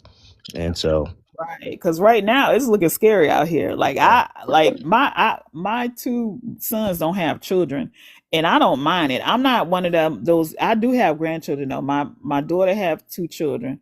My son is about to be 30. My oldest child is about to be 35, and then I got a 27-year-old and a 33-year-old. And my 33-year-old, she has two children. She has a 12-year-old and a 3-year-old. Mhm. And to me, it's getting scary out here. I can't even imagine raising children in this type of climate because it's just a lot. We're not teaching. Um, we have to. help them to understand that instead of just bashing everything and say what's wrong with it, just always talk about the problem. We because I hear a lot of people talk about what's wrong with social media, but we don't really talk about what's right about it, or either support what's right about it, because in all actuality it's going to, a lot of things are going to be digital, a lot of things, so we're going to have to, move with the times. Certain things, I know the Bible tells us that certain things must not change because it's not the nature of God, but certain things it's going to change. 100%. I agree with that 1,000%. Yes, yes. I have two kids too. I mean, they're in their 20s, and like you said, they not, they're working on themselves, getting, got degrees and things like that, just trying to figure things out. But I'm like, man, it does look scary. I mean, I just, I feel bad for them. Not bad, but I Me mean, too. they're gonna. That's Well, not, yeah, I get what you're saying. Go ahead. Yeah, go yeah, ahead. I'm they're sorry. going. This is all they know. So it's like not anything different for them. You know what I'm saying? Like we could look back and have something to compare it to. Unfortunately, this is the world they grow up in. Like like a lot of babies growing up with their, at 1 or 2 years old, they got an iPad in their hand to Right. keep them, to kind of, keep them calm and things like that. So this is just the world they growing up in, and they don't know anything else. And so, like I said, I struggle with that, especially with relationships. Like I see a lot of people, a lot of young people, their social life is on social media, and I think that's horrible. Me personally, I think you need to have real hobbies, and you're doing things and meeting people in real time. You know what I'm saying? So I think those are the best relationships. But Yeah, and to me, like, my youngest son, my youngest son is not funny, even though me and him been laughing about it. Like we've been doing this 21-day reset, and he recently just had his first heartbreak, and my point is, like, he's still so young, but he's like kind of like old school, I guess, because he's around, his grandparents, older people, um and the thing that he is like saying when it comes to relationship, and I listen at the conversation of some of these men on here, like, I'm like, this dude is more mature than a lot of these older men, like, that's, and I'm like, gosh, I say, so guess I did some things right. I mean, and the thing about it is, as a boy mom, we got to understand, like, and I know some of you all don't like to use this word, but I'm gonna use it anyway because I can do that. The men is a prize too. My son is a prize too. So my thing is, I'm not coming to him, I'm letting him know, hey, you don't deserve certain, you know what I'm saying? You deserve to be happy too. You don't have to, that thing about men don't deserve. I seen a joke on here where it say men don't want happiness, they just want respect. No, my son deserve happiness and respect. Okay. And that means that the woman that he get with, if she don't want to, because don't look for the woman to make you happy, but if she's trying to disrupt your happiness and she don't want to give you respect, that's not your lady. hmm yeah, for sure. Yeah. Because it ain't too many, it is not too many young people, because he said he was courting her, not dating, but courting. It ain't too many young people talking like that. hmm hmm Yeah. All you hear a lot of them talking about dating and how somebody don't want to go to California Dreaming, and all kind of foolishness like that. And somebody got to cash at them before they go on their first date. Yeah, like, nah, they don't talk like that. So I was like, so I must have did something right. And then he, like, they believe in opening doors for women. You know what I'm saying? Paying for dates and stuff like that. That's good. That's great. Yeah, that's excellent. I worry about that with my daughter. I'm like, man, these young men just, especially the young men. I mean, it's just like they just. I'll go pull in a gas station. A girl pulls up in a car with a young man sitting in the driver's seat. She gets out, go pay for the gas, and then pumps the gas. I'm like, what is the young man like? Why the boy sitting in the seat can't go pump the young lady's gas? I think that just irritates me to no end, and it happens all the time. And why would the lady, like, I wouldn't pick up if I was a girl? I wouldn't even pick the man up. I mean, if he can't, like, you driving and pick him up. and you go get gas. You're not chipping in probably on the gas, and you got to go pump the gas.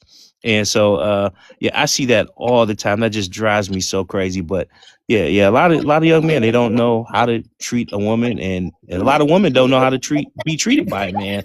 So Oh, my son in here. What's up, buddy?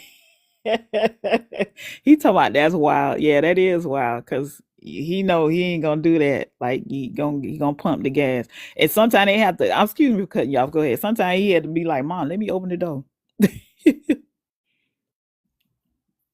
Go ahead, London. I'm sorry. I was finished with what I was saying, but I mean, but the flip side of it too, some women don't want that. Some women don't want the door held open for them anymore. It is. It's a changing world with I guess a gender and how people view gender things and things like that. And so, I mean, even to the point where I have to be careful. I like to say yes sir and yes ma'am, and some women don't like when you say yes ma'am. You get what I'm saying? Like some women don't like that, and so. Yeah, so it's just like a whole new, like I said, it's a whole new world, and I guess It's funny that you say that because we was in here talking about that earlier. Now, I was saying that because it even goes ties in with our topic. That's what I love about it. It's like my children still say yes ma'am, no ma'am, but I don't really too much care for people saying yes ma'am to me either. It depends on the context. It depends on who's saying it and how they saying it. Because and I had stopped my grandson from saying it too because I feel like that's another form of enslavement grammar that we learned that is really not necessary. But again, I don't stop my children from saying it or whatever because that's I'm not trying to unlearn them. But when my daughter kept trying to teach her son to say it, I'm like, basically, I mean, he could say it to her, but when it's me and him, I'm like, he don't have to say that. As long as he's still being respectful, he don't have to say that. But of course, my buddy up here, he disagreed with that because he said that that's a form of respect, teaching your kids respect, and they should say it. But I mean, I telling them it's either or. It depends. You know what I'm saying? If you can't help but saying it, I'm not bothered by it. But sometimes I know people say that using it in the wrong context.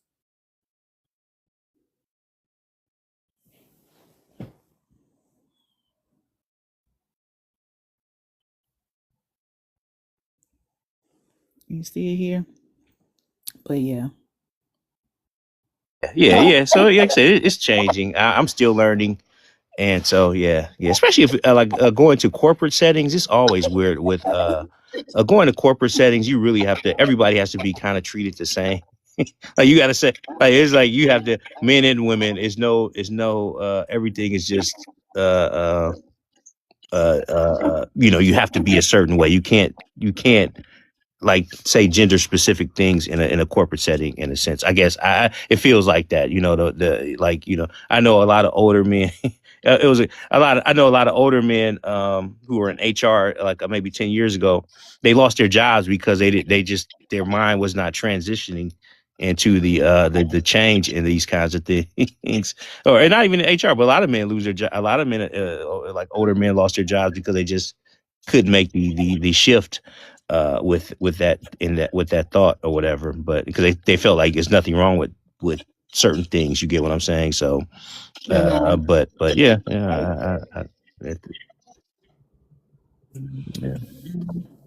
I got some people in the request. Do you guys want to answer the question, or you just that was just a mistake? Because it has been real interesting in hearing everybody feedback on this question. Um, like I was telling them before, I used to come live a lot. I just started back, and everybody always say I got good questions. But yeah, we're gonna keep it a series. You want to answer the question? Oh, you don't know the question? If you don't know the question, that's okay. Um, okay, put your request in again. Oh, okay. He said he want to answer. You say you want to answer the question? Yeah. Okay. I would say one of the things that one of the pains that our ancestors normalized that we don't have to is I want to say the broken family structure because we technically don't have to um deal with it. I think back in the days when during enslavement times we got used to seeing the father get sold off to other lands and stuff like that, break apart from the family. But eventually that evolved into men being okay with stepping away from their families. Thus, back in the days, you used to hear stuff like Papa was a Rolling Stone. Wherever he laid his head was home. And, that evolved into he can do whatever he do as long as he take care of home. And I think that's why, like, we don't have to deal with that no more because a lot of people have more sense of knowing that, hey, you don't have to just latch on to a piece. I'm gonna say women realize they don't have to latch on to a piece of a man to keep them there. I mean, it's something that we're still fixing, but I believe that got normalized and seeing the family not only be broken from the slave time, but up until, the modernization of it through social media saying, hey, get the bag, not keep the man. Like it's evolved into a different way, if that makes sense. I don't know if I'm explaining it right, but it has evolved in its own way. Yeah, I get what you're saying. Um, and it makes, yeah, I understand what you're saying. The pain, because we talked about that earlier as well. Like it's it has things that in relationships have changed that like most for. But let me ask you this, since I got men up here and I love always get y'all perspective. Like I know for a lot of women have vocalized that they don't want to take anything in that the women of our ancestors have normalized when it comes to relationship. But what about the men? Like what did y'all feel like that they did that y'all wouldn't want to piggyback on? I think for the men perspective, I think it's working yourself to unalive. That's why I say I don't think you say the other word.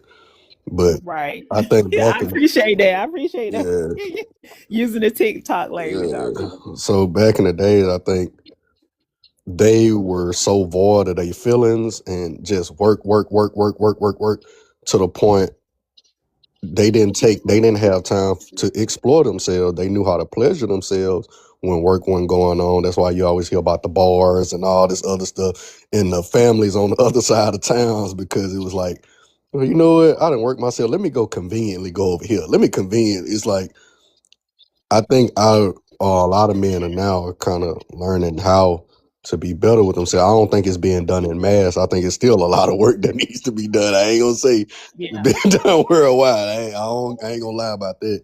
But you can see a lot of men being more, I guess, a little bit more self aware than they were then. Because I think back then it was like it weren't other opportunities to make money. It wasn't other ways to express yourself. It was just go do this job, take care of family. Now you got enough to take care of two families. Just like, no, it's learn how to actually focus and not just be a worker. Learn how to be a human being. I think a lot of men learn how to do that because I don't even think, from 1 minute men coming from being livestock to then trying to be a worker, a lot of them didn't really have that chance to self reflect like a lot of them do now.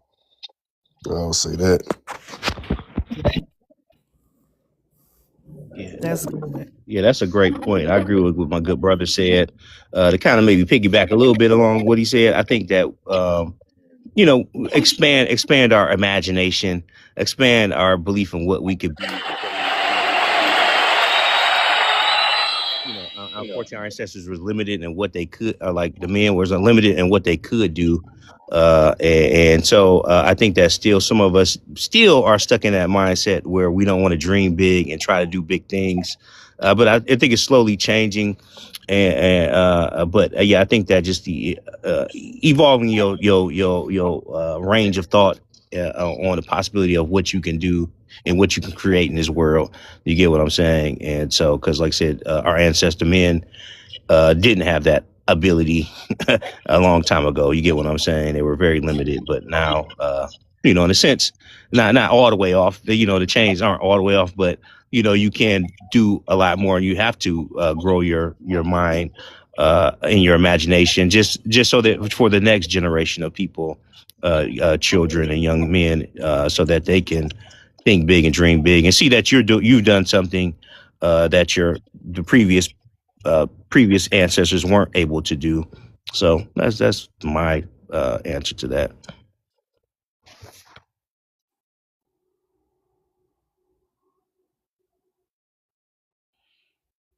If that made sense. Yeah, it does. And I hope, the people that's listening, my son listening. This is good. This is a good conversation. I like the fact that we, what I'm saying, we can hear a different perspective, because especially when it comes to like normalize, like how I was talking about earlier, like um men, because we hear a lot of conversations that women say, hey, I am the prize.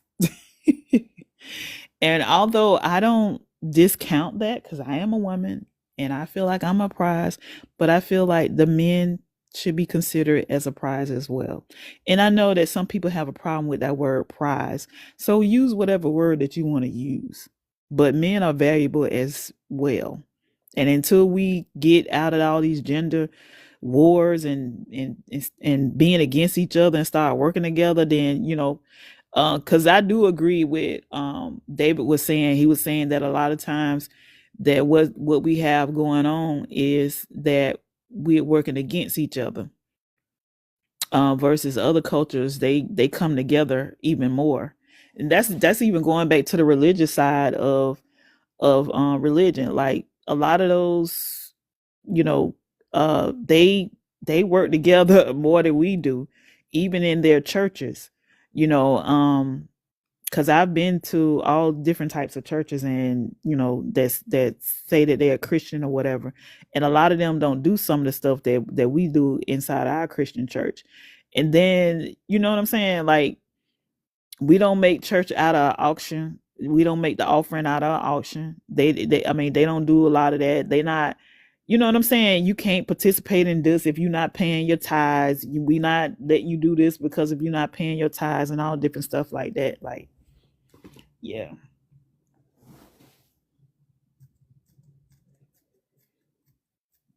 Cause I know week before last, yeah, when we were talking about um Jamal Bryant wife and his dress and her dress or whatever. Oh yeah. Like, yeah, like that just, I think people, they got so caught up in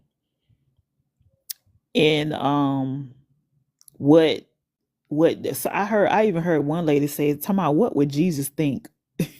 And I'm like, do you really think Jesus worried about Jamal Bryant dress, Right. wife dress? Right. Like that's just not logical, and that goes along with how some people don't they religious thoughts really don't go along with realistic expectations. Like and then when we were talking about, how we were talking about the difference between melanated people church and in the YT church. Mm-hmm. um I think that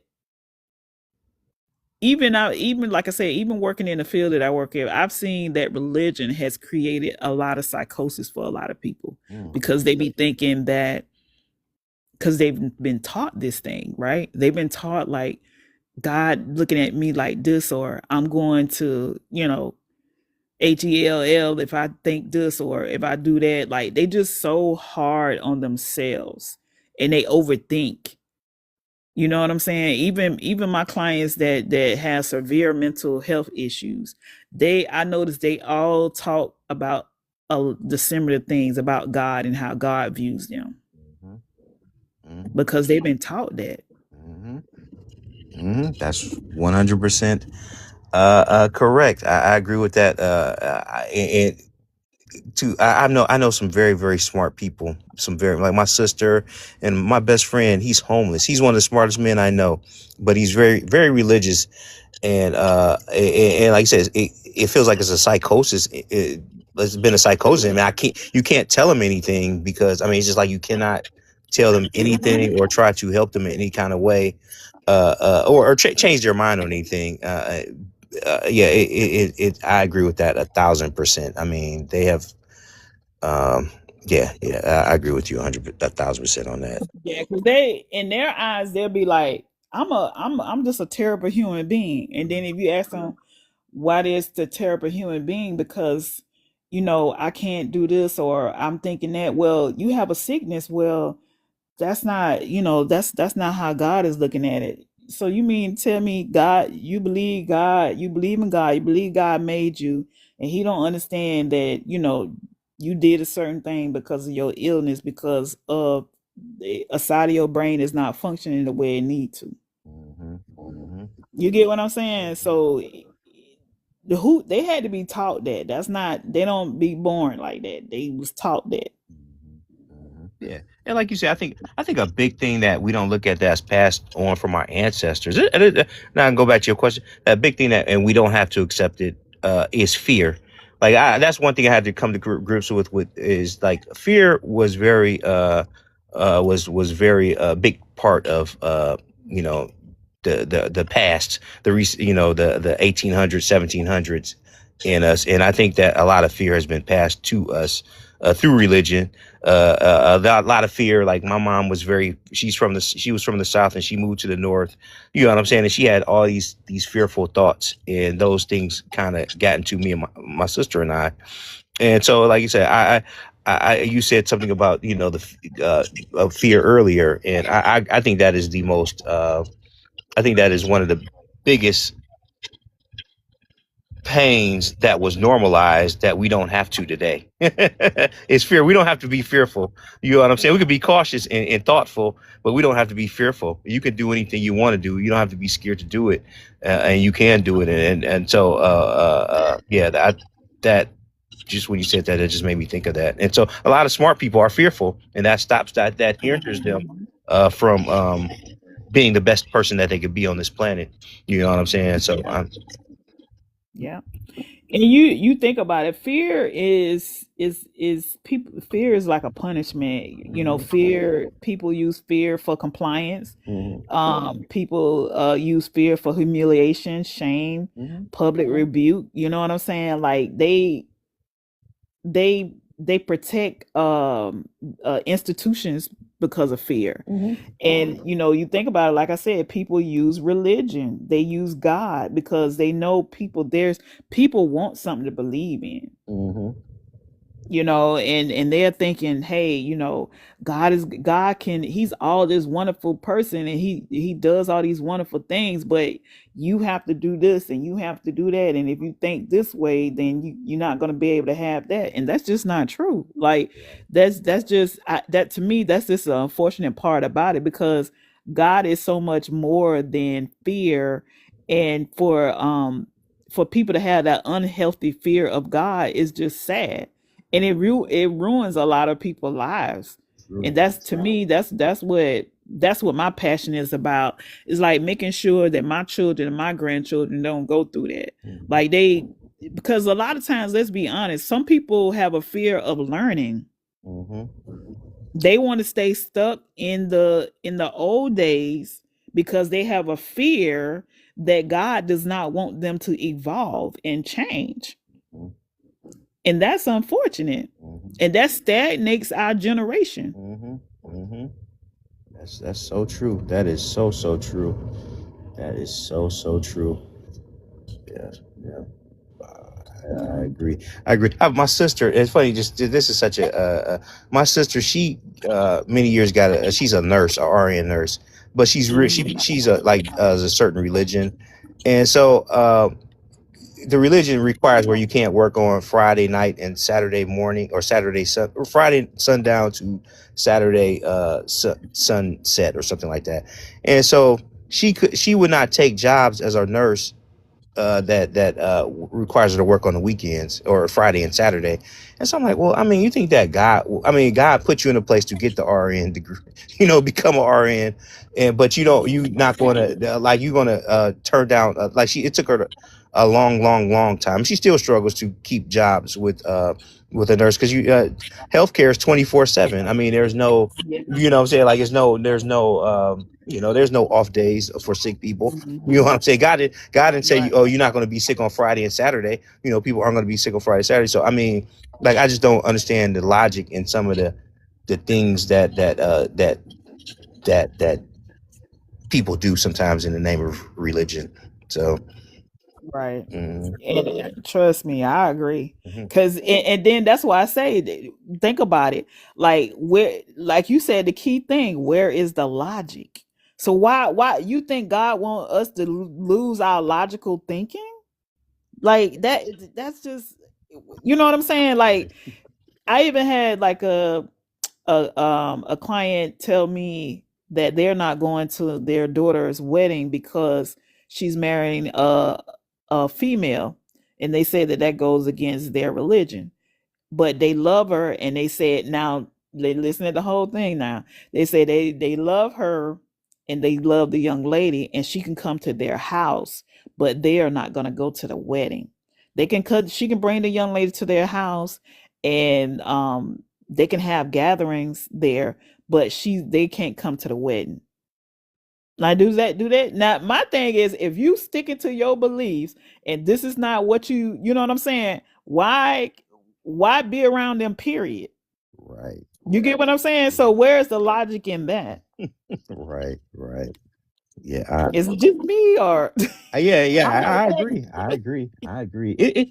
I can't lie. It feels like, I mean, like I said, I'm Christian, so I mean, but it definitely deserves criticism and critiquing but it's like it's divisive. It's being divisive in families. It's being divisive. It's just a dividing. It's just dividing. It's very divisive. I mean, right now, Christianity. I mean, it's like black, especially in our community, and so it's things like that, situations like that. I mean, like this is your child. I mean, and this person is making her happy. You get what I'm saying? Like, why? I mean, you just like even though you don't agree with it, you know what I'm saying? Like, I mean, still you should support the person, your child that you love, and she's happy. So, I mean, I think like basically, like I think that just will ruin their relationship. Like, I think the daughter will always probably hold that against them, even when they do come over the house. Like, oh, they didn't even come to our wedding, or even the new yeah. lady wouldn't even like it. Her spouse wouldn't like that. Like, why would she feel comfortable coming over the parents' house and the parents couldn't even come to the wedding? You get what I'm saying? So, Yeah. mhm, It's like, so that my thing is, to me, because I like I said, I grew up conservative Baptist. Then when I mhm, got like 27, I started going to a non-denominational, believing in prophets, prophesying, all that stuff like that. mhm, Then later, I'm like, I'm more or less, because like I said, I dug deep into the studies, and Jesus never taught religion. He taught kingdom. Because mhm, religion is a grammatical construct. Read means to do again. Legion means bondage. So if you asking me what religion I'm in, you ask me what bondage I'm in. mhm, And like, so Christianity, I don't call myself, I know I stopped calling myself a Christian. I call myself an ambassador of Christ. mhm, A royal, you know what I'm saying? I'm a royal regent. I'm a kingdom daughter. I'm an mhm, ambassador. mhm, So because, like I said, Jesus never taught Christianity. He taught kingdom. Seek first the kingdom of God. He never taught, you know what I'm saying? So my thing is, and even that's why I love Dr. Miles Monroe teaching, because he taught a lot. He teach a lot about kingdom. He teach you know, the Christianity, saying that you're a lot of, like you said, a lot of it is different types of Christians, but like for me, I prefer to cling to Jesus' teachings, because Jesus was like the main, to me he was like the main key of leadership. Even if you're not a Christian, do you not know that a lot of people use the Bible as just for everyday life, even if you're not a Christian, because of some of the tools from the Bible, right? But my thing is, Jesus was a great teacher, but Jesus didn't do a lot of the stuff that you see pastors and churches do today. Like, you know what I'm saying? Like, he was around everybody, and he was a awesome teacher. Like, he, you know what I'm saying? And he wasn't one of them ones that condemn people. Like, it wasn't about how the fancy chandeliers or fancy hats. And, another thing what had me going towards my belief is when I was like I said, I've been in church for a while. Like I said, I'm a licensed minister, all that, been embedded in that as a little girl. But I'll never forget, we was on a retreat, a spiritual retreat, and one of my spiritual colleagues was just like so overwhelmed because they was getting ready to be inducted as a bishop, and they had to pay all these thousands of dollars for their garbs. And I'm like, there is no way that you think that God will want you not paying your bills to pay for this type of ceremony. That is man-made. Like, that there is no way that I would be caught up with something like that. That's just, and listen, nothing against people who, induct into a bishop and they wearing them garbs and stuff. But at the same time, if you saying that's something that God has called you into, you should not be stressed out. You should not be maxing out your credit card to have a ceremony. Cause like I said, I don't been deep indebted into the stuff. And when bishops have their coronations and stuff like that, that stuff is expensive. It's thousands of dollars. But from what I see, what Jesus would do, what Jesus take that money and do, he would be helping people with it. He wouldn't be spending all that money on no garbs and stuff like that. So no, like I said, to me, the main to learn true leadership, I'm mostly looking at Jesus, the way how Jesus carried himself, not a lot of these other people. Mm-mm. Right. Yeah. That's funny you say that. Miles Monroe, he had me. Like I said, I maybe 15 years ago, I might have started looking at some of the things he said. I just couldn't believe it. It just challenged everything that I believed about, my beliefs. And yeah, he's been instrumental in me changing my thoughts on and seeing the problems in our church today. Like you said, like I just don't understand how I can drive. There's a street called Kinsman in Cleveland, Ohio, and it's like one of the worst streets in Cleveland, like high crime, high everything. But it probably has the most churches on it in a like a 2 mile block. Like it runs like 3 miles, and it has like so many churches on it. So I'm like, well, how could the worst community, the worst street have all these churches on it? So to me, they're not, the church isn't doing, like there's some sort of a disconnect. It's not doing what it's supposed to be doing. Like I said, it's not serving the community the way that it was like it should. Like, I mean, like you look at a Jewish synagogue. My kids played basketball, and sometimes we would go play at a Jewish synagogue. They had a nice court, but I walked in the place. They had everything there. They had a Subway, they had a bank, they had a library, they had a basketball court, they had a workout gym, they had the where you can do to have the service. They had everything in there for the community, and that's how a church should be. It should have everything. Like, it should be, people should have a food and area. Like, it should be really serving the community. You know what I'm saying? It's there to serve the community, and the churches aren't doing that. You get what I'm saying? They're not doing that. Right. Well, at least some of the non, because like I said, I seen where other churches did it. I mean, to be honest with you, like I belonged to church half of my life, and I remember being a single parent. I never was the one who solely depended on the system and stuff like that. So, like, if I was running low or whatever, I didn't even go to the church where I was paying tithes to. I went to, because I didn't want to be grilled in a lot of stuff. I went to a church that they saw that I needed a need, and they helped. You know what I'm saying? So that's, and it wasn't a church of color. You know what I'm saying? Like, Right. it's so it is, and but the thing about it is, I put up with it back then, whereas I wish that, well, now I have the understanding of that's something that I don't have to put up with because it's not necessary. I'm not normalizing that. Mhm. Even I remember my son, I wanted to have somebody mentor him. Because I feel like all young boys need a man in their life. I remember I went in the church asking around, and my son, like I said, he 27 years old, he young, he good a boy, played AAU, no trouble, nothing. So it wasn't like he was getting in trouble, nothing, but I just felt like maybe because he was trying to get into the basketball, and I wasn't a sports type person. Maybe somebody can help coast us along, because I tell people that we were stuck in the middle class syndrome, because I always worked. I always had two jobs or whatever. So I noticed me and him talked about this too. Like, even when he was playing AAU, it was like the kids that was in the projects or extreme poverty or whatever didn't have stuff to go or whatever. They got treated differently. Whereas he got treated, oh, he don't need no attention. He got it or whatever. You get what I'm saying? Like, and I wish I had realized those things sooner.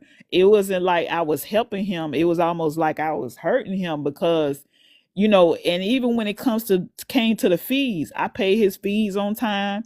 The parents that couldn't pay their fees could pay. You know what I'm saying? They got the most playing time. Oh, we feel sorry for him. I'm sending him off on the games or whatever. He got over $100 or $200 in his pocket, paying for food and stuff, only to make everybody look at him different. You get what I'm saying? But it wasn't like I had a lot of money. I was just thinking that's what you're supposed to do. Who's sending their child out of town without no money? But again, like I said, I wanted a man to kind of step in to kind of help us along, but went to the church, asked the church, never did get nobody to step in, step up. Yes, exactly, exactly. But yeah, it was so nice talking to you. I enjoyed your panel. Are you on every day, or like how does your schedule work? Well, I've been trying to, because I used to be on all the time. Mhm. So I'm trying to ease my way back in. So, but yeah, I'm about to get off anyway too. But yeah, sometimes, like I said, sometimes I come on early. Sometimes may come on in the evening. But I just had a little extra time this morning, and because I do have a career outside of this app. Right. And that demands my attention. And that's why I had to, because it is my business too. So I had to step back a little bit and get that situated. Mhm. So which now, I got a little balance. So I'll be coming back on a little more.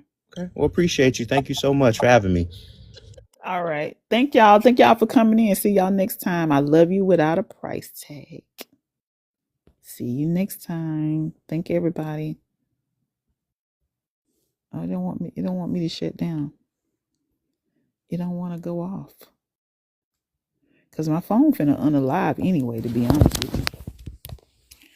It doesn't want to click on. Hmm.